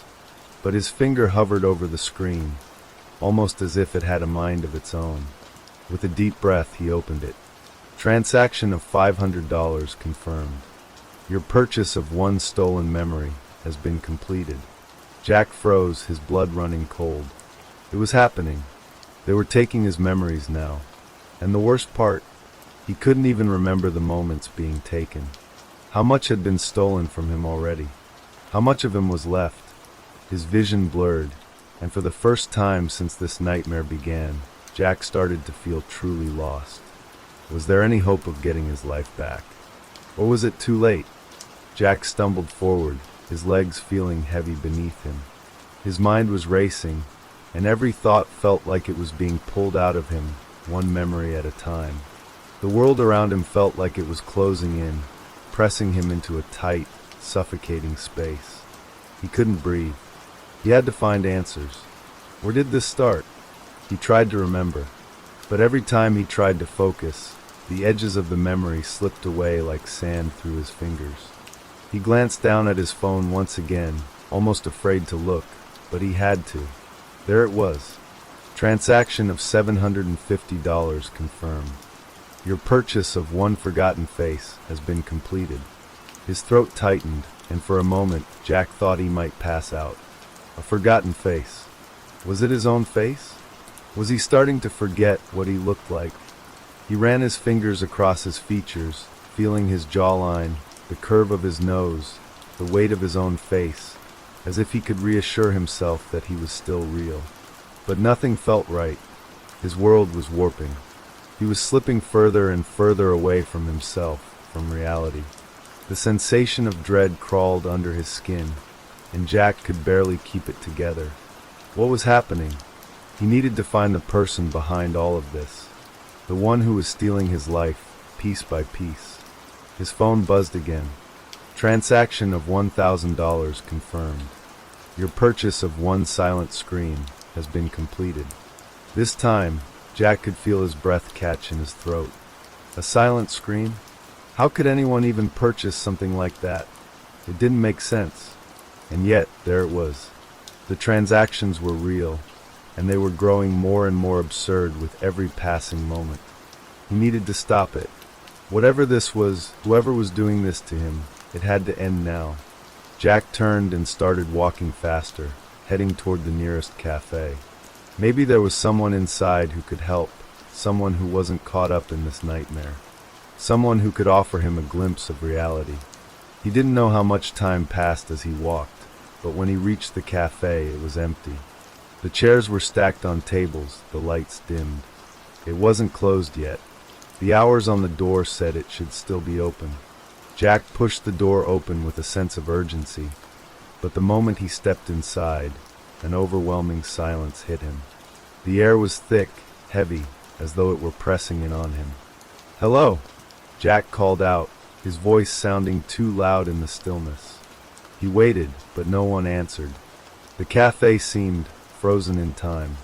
There were no baristas behind the counter, no patrons sitting at the tables. Everything was perfectly still, like a photograph that had been taken moments before everything went wrong. He walked deeper into the cafe, the floor creaking under his steps. His pulse was pounding in his ears, and the growing sense of dread twisted in his gut. And then he saw it. On one of the tables there was a wallet. It was his, the same black leather wallet that had been missing ever since the nightmare had started. Jack's breath caught in his throat. It was like a cruel joke. How had it gotten here? He could barely believe his eyes. But there it was, sitting innocently on the table as if nothing had happened. His hand trembled as he reached for it, his fingers brushing against the cool leather. The moment his hand touched it, a chill ran down his spine. It felt wrong. The wallet didn't feel like it had before. It was heavier now, as if it contained more than just cards and cash. He opened it cautiously, his heart racing. There were no cards, no cash. Just a single receipt, tucked neatly inside. Jack pulled it out, and his breath stopped. Transaction of $5,000 confirmed. Your purchase of one forgotten day of your life has been completed. The words burned into his mind. A forgotten day. How much of his life had already been taken from him? How much time had passed that he couldn't even remember anymore? The receipt didn't feel real, and yet it was. It was undeniable. His memories, his time, were slipping away faster than he could comprehend. He looked around the cafe again, his hands shaking. The feeling of isolation was suffocating him. Everything about this place felt like a dream, a nightmare from which he couldn't wake up. And there, in the corner of the room, he saw something that made his blood run cold. A shadow. It wasn't a person. It wasn't a figure. It was just a dark, shifting mass in the corner, moving slowly like it was waiting. Waiting for him. Jack couldn't move. His feet were frozen to the floor, his heart pounding in his chest. He tried to scream, but the sound got stuck in his throat, just like the silent scream from his last receipt. His entire body felt numb. Then the shadow moved. It inched forward, stretching toward him, and suddenly he heard a voice. It was soft, almost a whisper, but it sent a jolt of panic through his entire body. "You've been buying time, Jack," the voice said. "And now you're running out of it." Jack tried to back away, but his legs wouldn't move. His mind screamed at him to run, but he was paralyzed, unable to do anything but watch as the shadow crept closer. "You've given so much already," the voice continued, "but it's never enough. You'll never get it back." The shadow was almost upon him now. Jack felt a sharp, cold sensation pressing against his chest, like an invisible weight was crushing him. He tried to speak, to demand answers, but the words wouldn't come. All he could hear was the sound of his own heartbeat, pounding faster and faster in his ears. And then, with one final, sickening moment of clarity, Jack realized the truth. This wasn't just about his wallet. This wasn't just about stolen moments or forgotten days. This was about him. His life, his very essence, was being consumed, and there was nothing he could do to stop it. The last thing Jack heard before everything went black was the soft, cruel whisper of the voice. "You're out of time." Let's start with the next story. When Emily first moved into the new house, she didn't expect it to be much different from the others. It was a two-story home, nestled at the end of a quiet cul-de-sac. Her parents had been excited about it, especially her mom, who had spent months packing up their old life in the city. Emily wasn't so sure. She didn't mind the change, but she wasn't ready to leave behind everything she knew. Her bedroom was at the back of the house, with a window that looked out over the yard. The room was larger than the one she had before, with old wooden floors and a faint smell of dust. A large closet filled most of one wall, and across from the bed was an old desk, hidden beneath a thick layer of cobwebs. It was clear that the room hadn't been used in years. The first night was hard for Emily. The house was unfamiliar, the shadows in the corners strange, and the silence suffocating.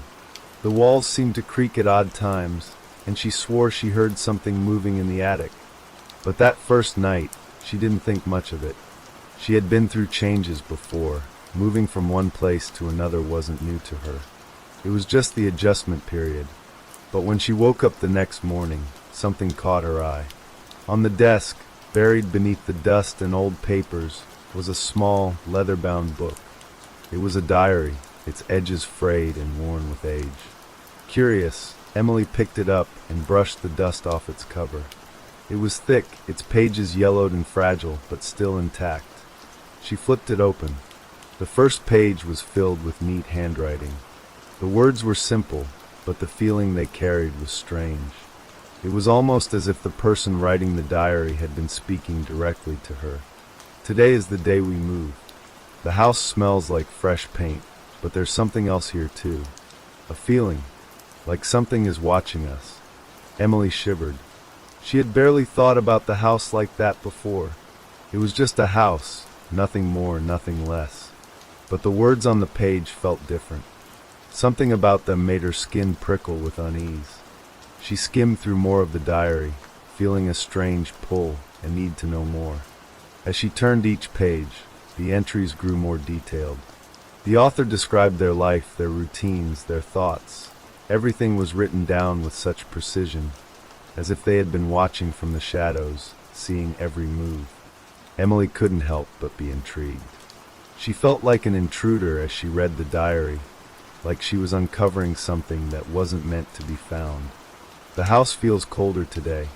I swear I hear footsteps in the hall, but when I check, no one is there. I think the house is trying to tell me something." Emily paused at those words. It felt like she had read them before. A chill ran down her spine. She couldn't explain why, but the diary felt familiar, as if she were reading about her own life, her own thoughts. She closed the book for a moment, her heart racing in her chest.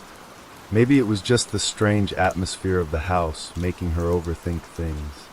Maybe it was just her imagination. But when she opened the diary again, something caught her eye. The last entry, written in a hurried, frantic scrawl, was different from the others. The words were jagged, almost incoherent. "It's coming. I can feel it. There's something in the dark, something watching me. I can't escape it. I can't run. Tomorrow it will take me." Emily stared at the page, her hand trembling as she reached for the diary. The words seemed to blur, the ink smudging beneath her fingers. Her heart pounded in her chest as she looked around the room, as if expecting something to leap out from the shadows. But there was nothing, just the emptiness of the old room. Her mind raced. who had written this diary, and why did it feel like the person had been talking about her? Was it some kind of coincidence, or was something more sinister at play? Emily sat there for a long moment, frozen in place, unsure of what to do next. The quiet of the room pressed in on her, making everything feel too still. She closed the diary and shoved it under her pillow, determined not to think about it. But as she lay in bed that night, the words echoed in her mind. Tomorrow it will take me. She didn't know what that meant, but she couldn't shake the feeling that something was wrong. Something was happening that she couldn't explain. The next morning, Emily woke up to the usual sounds of the house. The creaking of the floorboards, the wind rustling through the trees outside. But something felt different. The air felt heavier, as if the house itself were holding its breath. She tried to push the feeling away, but it lingered. She thought about the diary again. The words seemed to haunt her, the way they had described things she hadn't even told anyone. She hadn't said anything to her parents about the strange feelings she'd had in the house or the noises she'd heard. And yet, the diary had mentioned those same things, word for word. It's coming. Emily couldn't ignore it any longer. She had to find out who had written this diary and what had happened to them. The need to know consumed her, and she began searching through the house. She looked in every corner, every crevice, hoping for a clue. Then, as she was rifling through the attic, she found something. It was an old photograph, yellowed with age, stuck in a dusty frame. The image was of a girl who looked strikingly similar to Emily. Same eyes, same dark hair. The girl was smiling, her face bright with life. But something about the photo felt wrong. The air around it felt cold, almost suffocating. It was as though the girl in the photograph had been caught in the middle of a memory, frozen in time. I can't escape it, Emily whispered to herself, her voice shaking as she stared at the picture. The words of the diary echoed in her mind, the same words that had been written there, in the pages she had just read. Something was watching her. Emily's heart raced as she stood frozen in the attic, the old photograph gripped tightly in her hands. The feeling of dread crept up her spine like a cold hand. She could hear the faint rustling of the wind outside, but in the attic, it felt like there was something more, something alive, something that had been waiting. Her eyes kept flicking back to the photo, unable to tear herself away. The girl's smile was so familiar, but her eyes were full of something dark, something hollow. Emily couldn't understand why, but she felt like she knew her. The more she stared, the more unsettling the photograph became, like it was staring back at her. She backed away slowly, unsure of what to do. It felt as if the air itself were thickening, pressing in around her. Her breath came faster, and she suddenly wanted to escape the attic, to leave that feeling behind. But as she turned to head for the stairs, something caught her eye. On the far wall of the attic, a door. It was small, almost hidden behind a stack of old boxes. Emily had never noticed it before. She walked over to it cautiously, her hand trembling as she reached for the handle. The door creaked open with a loud groan, revealing a small, dimly lit space beyond. Inside, it was cold. The walls were covered in faded, peeling wallpaper, and the floorboards groaned under her feet. But it was the shelves that caught her attention.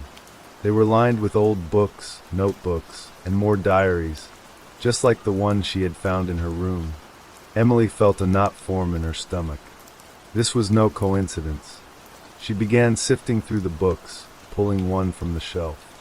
It was a diary, its leather cover cracked and worn, its pages yellow with age. She opened it, and immediately her breath caught. The handwriting was the same. It was the same neat, precise script she had seen in the first diary, the one that had described her life so perfectly. The first entry was dated decades ago. The house feels alive. It watches me when I sleep, whispers to me in the dark. I can't escape it. I don't think anyone can. Emily felt a shiver crawl down her spine as she continued reading. Each entry was more disturbing than the last. The author described their isolation in the house, the strange feelings they experienced, and the growing sense that something was wrong. The entries mirrored the ones from the diary she had found in her room. Everything from the cold spots to the unsettling noises to the growing sense of dread. It was all there, word for word. The house is trying to take me. I can feel it closing in. I hear it in the walls. It watches me through the cracks. I don't know how much longer I can keep writing, but I must warn someone. The last person who lived here never made it out. I won't be the last. Emily's mind raced. She had to know more. She flipped through the pages, her fingers trembling as she moved to the final entry. The handwriting was now messy, hurried, almost frantic. It's getting closer. I can feel its breath on my neck. It's here. It's coming. I won't survive this. No one ever does. The diary will be found, and someone will read it, just like I did. But it won't matter, because once you've read it, you're already too late. Emily froze. The last sentence, the final words that had been scrawled with panic. Too late. Her chest tightened, and her throat went dry. She quickly slammed the diary shut, her heart pounding in her ears. She couldn't breathe. The silence in the attic was deafening. It felt like the walls were closing in around her, like the house itself was alive and watching. She felt the same weight she had felt in her room, the same pressure, the same sense of impending doom. She had to get out. With the diary clutched tightly in her hands, Emily rushed out of the attic, nearly tripping over the old floorboards as she descended the stairs. She needed to talk to someone, to her parents, to anyone. She needed to know what was happening, what the house wanted. But when she reached the bottom of the stairs, the air in the house felt wrong. The quiet was oppressive, heavier than before. The lights flickered overhead, casting strange shadows across the walls. Emily's breath quickened as she turned to look around, her eyes scanning every corner of the house. And then she heard it, a faint whisper, like the soft rustle of paper in the wind. She turned sharply, expecting to see someone standing behind her. But there was no one. The whisper came again, clearer this time, and it sounded like her own name. Emily. Her pulse quickened as she backed away, her eyes darting across the room. The whispering continued, growing louder, more urgent. The sound of footsteps echoed through the hallway, though no one was there. Emily's heart raced as she clutched the diary tighter, her knuckles turning white. Emily. It was coming from the other side of the house. She didn't want to go toward it. She didn't want to know who or what was calling her name. But she had to. The house, it was pulling her in. She stepped cautiously toward the sound, the floor creaking beneath her feet.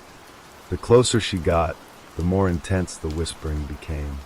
It was as if the house itself was alive, breathing, calling to her. And then she reached the door. It was the door to the basement. The handle was cold beneath her fingers as she slowly turned it. She couldn't explain why, but she knew she had to go down there.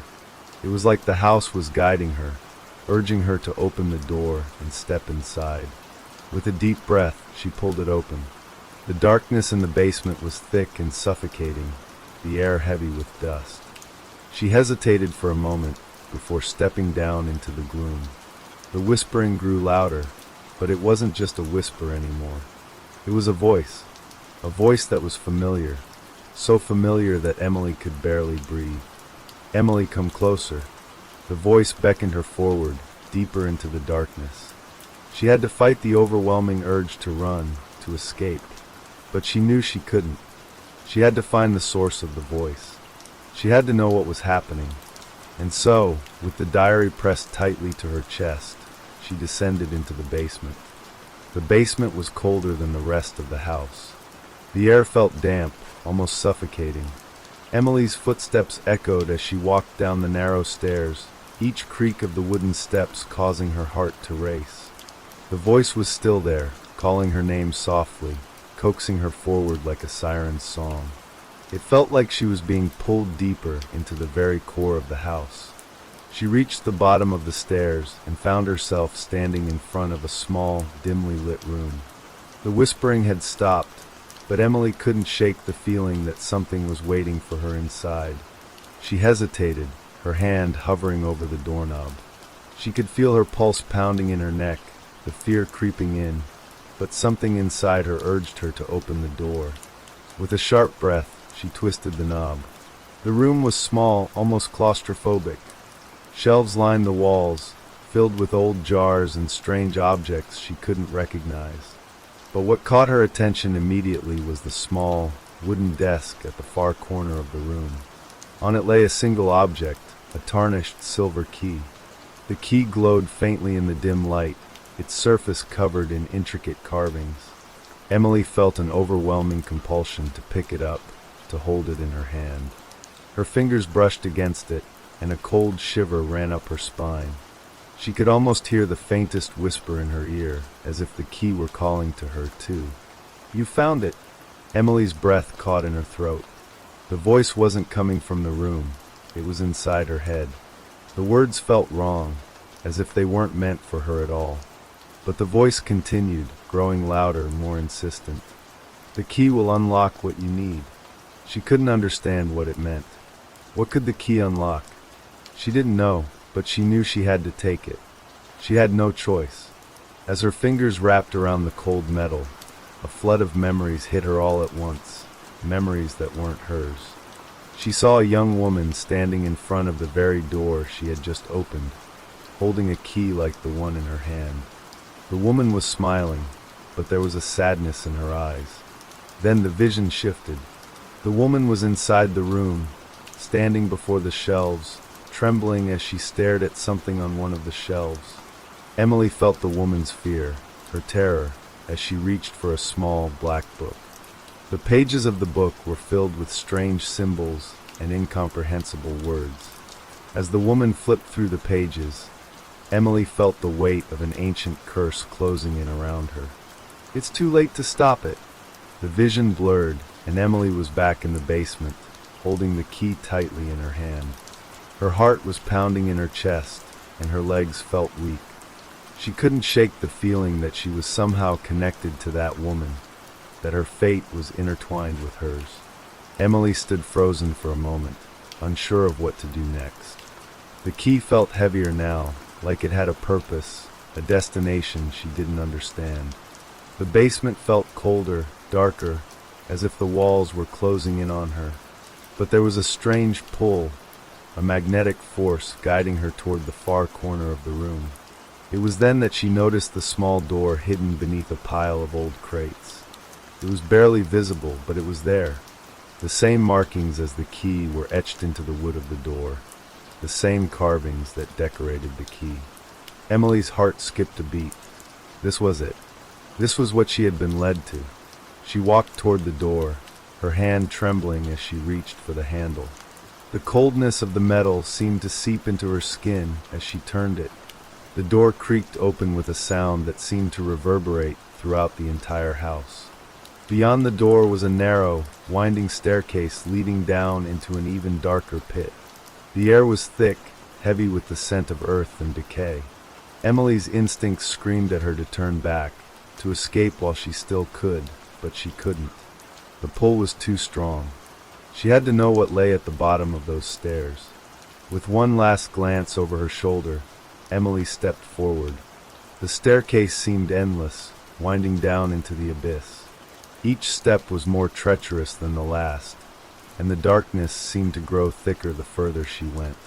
The air was suffocating down here, and Emily could feel the weight of centuries pressing down on her.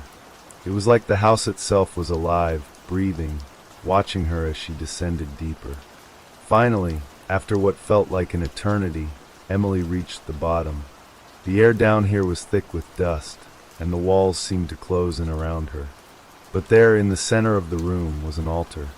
It was covered in strange symbols, just like the ones in the diary. And on top of the altar lay a small, leather-bound book. Emily stepped forward, her heart pounding as she reached for it. The moment her fingers brushed against the cover, the room seemed to tremble. The air grew colder, and a low, rumbling sound echoed from somewhere deep within the house. Emily's eyes widened in terror as she realized what she had just done. She had unlocked something that should have stayed buried. "You shouldn't have come." The voice echoed in her mind, but it wasn't just in her head anymore. The words seemed to come from every direction, as if the house itself were speaking to her. She turned, and in the corner of the room she saw it.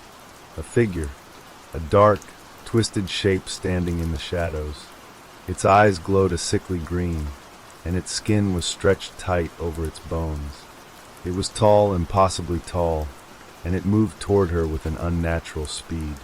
Emily froze, her body paralyzed with fear. She tried to scream, but the sound caught in her throat. The figure reached out with long, gnarled fingers, its touch cold and suffocating. And then in that moment, Emily understood. The house wasn't just alive. It was feeding on her, feeding on everyone who had come before her. The diary, the key, the book, everything had been a part of the curse. And now it was her turn. The figure stepped closer, its smile twisted and cruel. And as it reached out to claim her, Emily realized that she would never leave this place. She had unlocked the door, but it had unlocked something far worse in return. The last thing she heard was a whisper, the same whisper that had followed her from the moment she first read the diary. Too late, and then there was nothing. Let's start with the next story. At first, it was just a little strange. Carla had always been a heavy sleeper, so when her alarm clock went off at 3:07 a.m. for the first time, she thought she had simply misheard it. The time didn't seem right, but she wasn't fully awake. The next night, it happened again, and the next.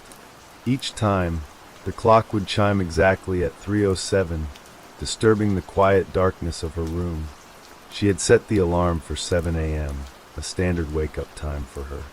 It was a routine she followed for years, something she trusted. So hearing that strange, middle-of-the-night chime made her uneasy. What was causing it? Why did it keep happening at exactly the same time? At first, she thought maybe it was an error, something with the clock itself. So she went into her kitchen, grabbed a fresh cup of coffee, and waited for the clock to strike again. There was no logical explanation that made sense to her. The clock had worked fine for months.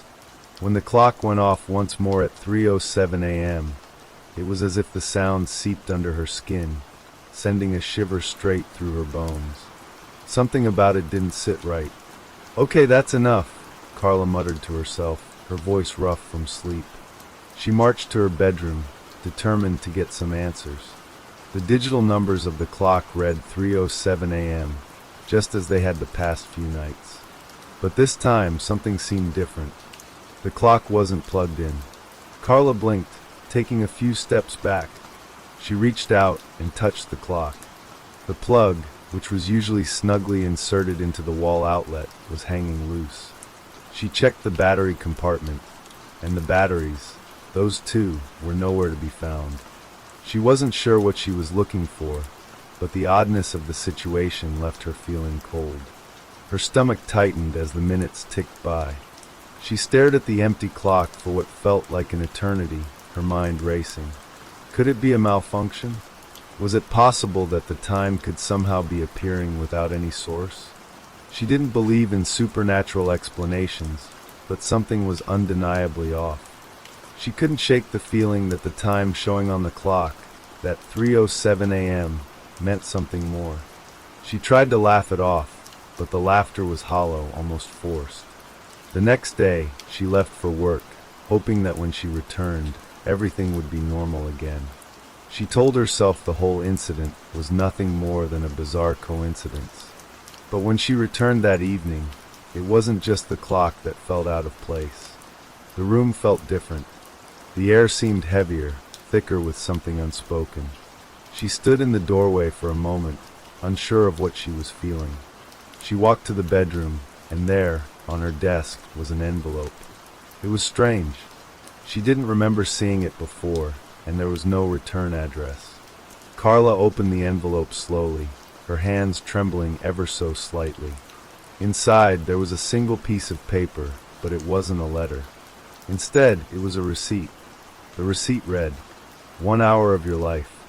Her eyes narrowed.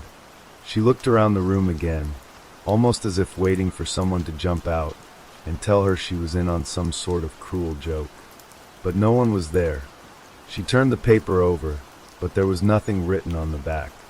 Her pulse quickened as she felt her thoughts spinning. What was going on? The alarm, the odd receipt. It couldn't all just be a coincidence. The air seemed colder now. The strange sensation that had settled in her chest that morning crept back in, squeezing tighter, until she was gasping for breath. Carla had to know. She had to find out what was happening.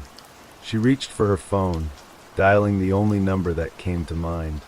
Her best friend, Julie, always knew how to keep her grounded when everything felt out of control. Julie picked up after the second ring, her voice groggy from sleep. "Carla? What's up? It's late. I need you to come over. Something's happening here. It's not just the alarm clock. It's everything," Carla said, her words spilling out in a rush. She didn't know how else to explain it. Julie paused on the other end. "What are you talking about?" "I can't explain it. Just get here, please." There was a long silence before Julie agreed. "All right, I'll be there in 10, she said before hanging up. As Carla waited, she found herself pacing the room, eyes darting to the clock on the nightstand, now sitting still and quiet. The absence of noise made the silence even worse. She couldn't stop thinking about the receipt. It made no sense. How could someone take something as abstract as time, like an hour of her life? But what truly terrified her was the nagging suspicion she had buried deep within her. The time on the alarm clock was always 3:07 a.m. It had always been 3:07 a.m. That was the time she had been born. Could it be possible that this was somehow connected to her birth? The thought made her stomach drop. She had to know more. She needed answers. Just as she was about to pick up the phone to call Julie again, a loud noise echoed through the room. Carla froze, eyes wide. The clock chimed again. 3:07 a.m. But this time, something was different. The sound of the clock's chime echoed through the room, louder and sharper than ever before. Carla's heart skipped a beat as her gaze snapped to the clock. It was still unplugged, still without batteries. Yet, there it was, glowing with an eerie, unnatural light as the numbers flickered in the dark. 3:07 a.m. Her breath caught in her throat as she stood frozen in place, unsure of what to do. The realization hit her like a cold wave. This was no ordinary malfunction. Something beyond her understanding was happening here, something that twisted her sense of reality. The chime stopped abruptly, leaving the room in an unsettling silence. Carla's legs felt weak as she moved closer to the clock. She reached out a hand to touch it, almost as if testing whether the clock was truly real. But as her fingers grazed the surface, the light flickered again. It was as if the clock was alive, pulsing with energy, waiting for something. Her breath came in shallow gasps. She pulled her hand back, her mind spinning in disbelief. The clock wasn't just malfunctioning, it was doing this on purpose. She turned toward the window, trying to clear her head, trying to find something, anything, that would make sense of what was happening. The city outside was quiet, still, the lights casting long shadows on the empty streets below. Nothing seemed out of the ordinary, but everything felt off, as if the world had shifted slightly, just enough for her to notice. A knock on the door broke the silence, making her jump. She hadn't even heard anyone approach. Carla rushed to open it, finding Julie standing on the other side, her expression a mix of concern and confusion. "Carla, what's going on?" Julie asked, stepping inside. "You sounded freaked out on the phone." Carla didn't know where to start. She motioned toward the nightstand, her voice shaky. "It's the clock. It keeps going off at 3:07 a.m. And I don't know how, but it's connected to something that feels wrong." Julie raised an eyebrow. "Okay, so it's just an alarm clock, right?" "No, you don't get it," Carla said, her eyes wide with panic. "It's not plugged in, and it doesn't have batteries. But it still chimes. And every time it does, the numbers show 3:07, exactly the moment I was born." Julie looked at her, as though trying to piece together the situation. Wait, your birth? That's creepy. But are you sure you're just not? I don't know, overthinking it? I'm not, Carla replied quickly, her voice trembling. I'm telling you, Julie, something isn't right. I've been feeling like something's watching me, like the time itself is messing with me. And then there's this receipt. Carla pulled the crumpled piece of paper from her pocket and handed it to Julie. Julie glanced at it, her eyes scanning the words. 1 hour of your life, Julie read aloud, her voice softer now, edged with unease. What the hell does that even mean? Carla swallowed hard. I don't know, but it's not just this. I feel like there's something more. It's like the clock is trying to tell me something. Maybe it's trying to take something I don't even know I've lost. Julie shook her head slowly. Okay, we need to figure this out. It's getting weirder by the minute. She placed the receipt down on the nightstand and looked at the clock again. Let's just sit down, try to relax, and see if anything else happens. Carla nodded, but the tension in her chest refused to ease. She sat on the edge of the bed, staring at the clock, waiting for it to do something, anything. Julie sat next to her, watching her closely. As they waited in silence, the clock remained still, its numbers frozen in time. Then suddenly it began to glow again. The time flickered once more, changing from 3:07 to 3:08. Carla gasped, standing up so quickly that she knocked the chair over. What? What was that? Julie stood as well, her eyes wide. It changed. It changed on its own. I saw it too. Carla rushed to the clock, her heart hammering in her chest. The glow was dimmer now, but the time on the clock remained 3:08, not 3:07. Carla felt her hands shaking as she reached out to touch the clock again, half expecting it to flicker and return to 3:07. But it didn't. Instead, the numbers settled. 3:08. Carla took a step back. It's not 3:07 anymore. What does this mean? Julie's voice was tense. Maybe it's counting down to something. Like, what if this is all leading up to something? Carla's mind raced. Could that be it? Was the clock connected to her birth in a deeper way? Could it be counting down to something specific? Something linked to her, something beyond her control? The room felt colder. Carla turned her eyes back to the clock, her gaze unwavering as she waited for the next sign, the next movement. It was then that the sound came again. A soft whisper, barely audible at first. It came from nowhere, a sound that seemed to rise up from the very walls themselves. 1 hour, it breathed. Carla's blood ran cold. She looked around frantically. Did you hear that? She asked, her voice barely above a whisper. Julie's face had gone pale. I heard it, she stammered. It was like a voice. It said 1 hour. Before Carla could respond, the clock let out another soft chime, echoing through the room. This time, though, the chime didn't fade immediately.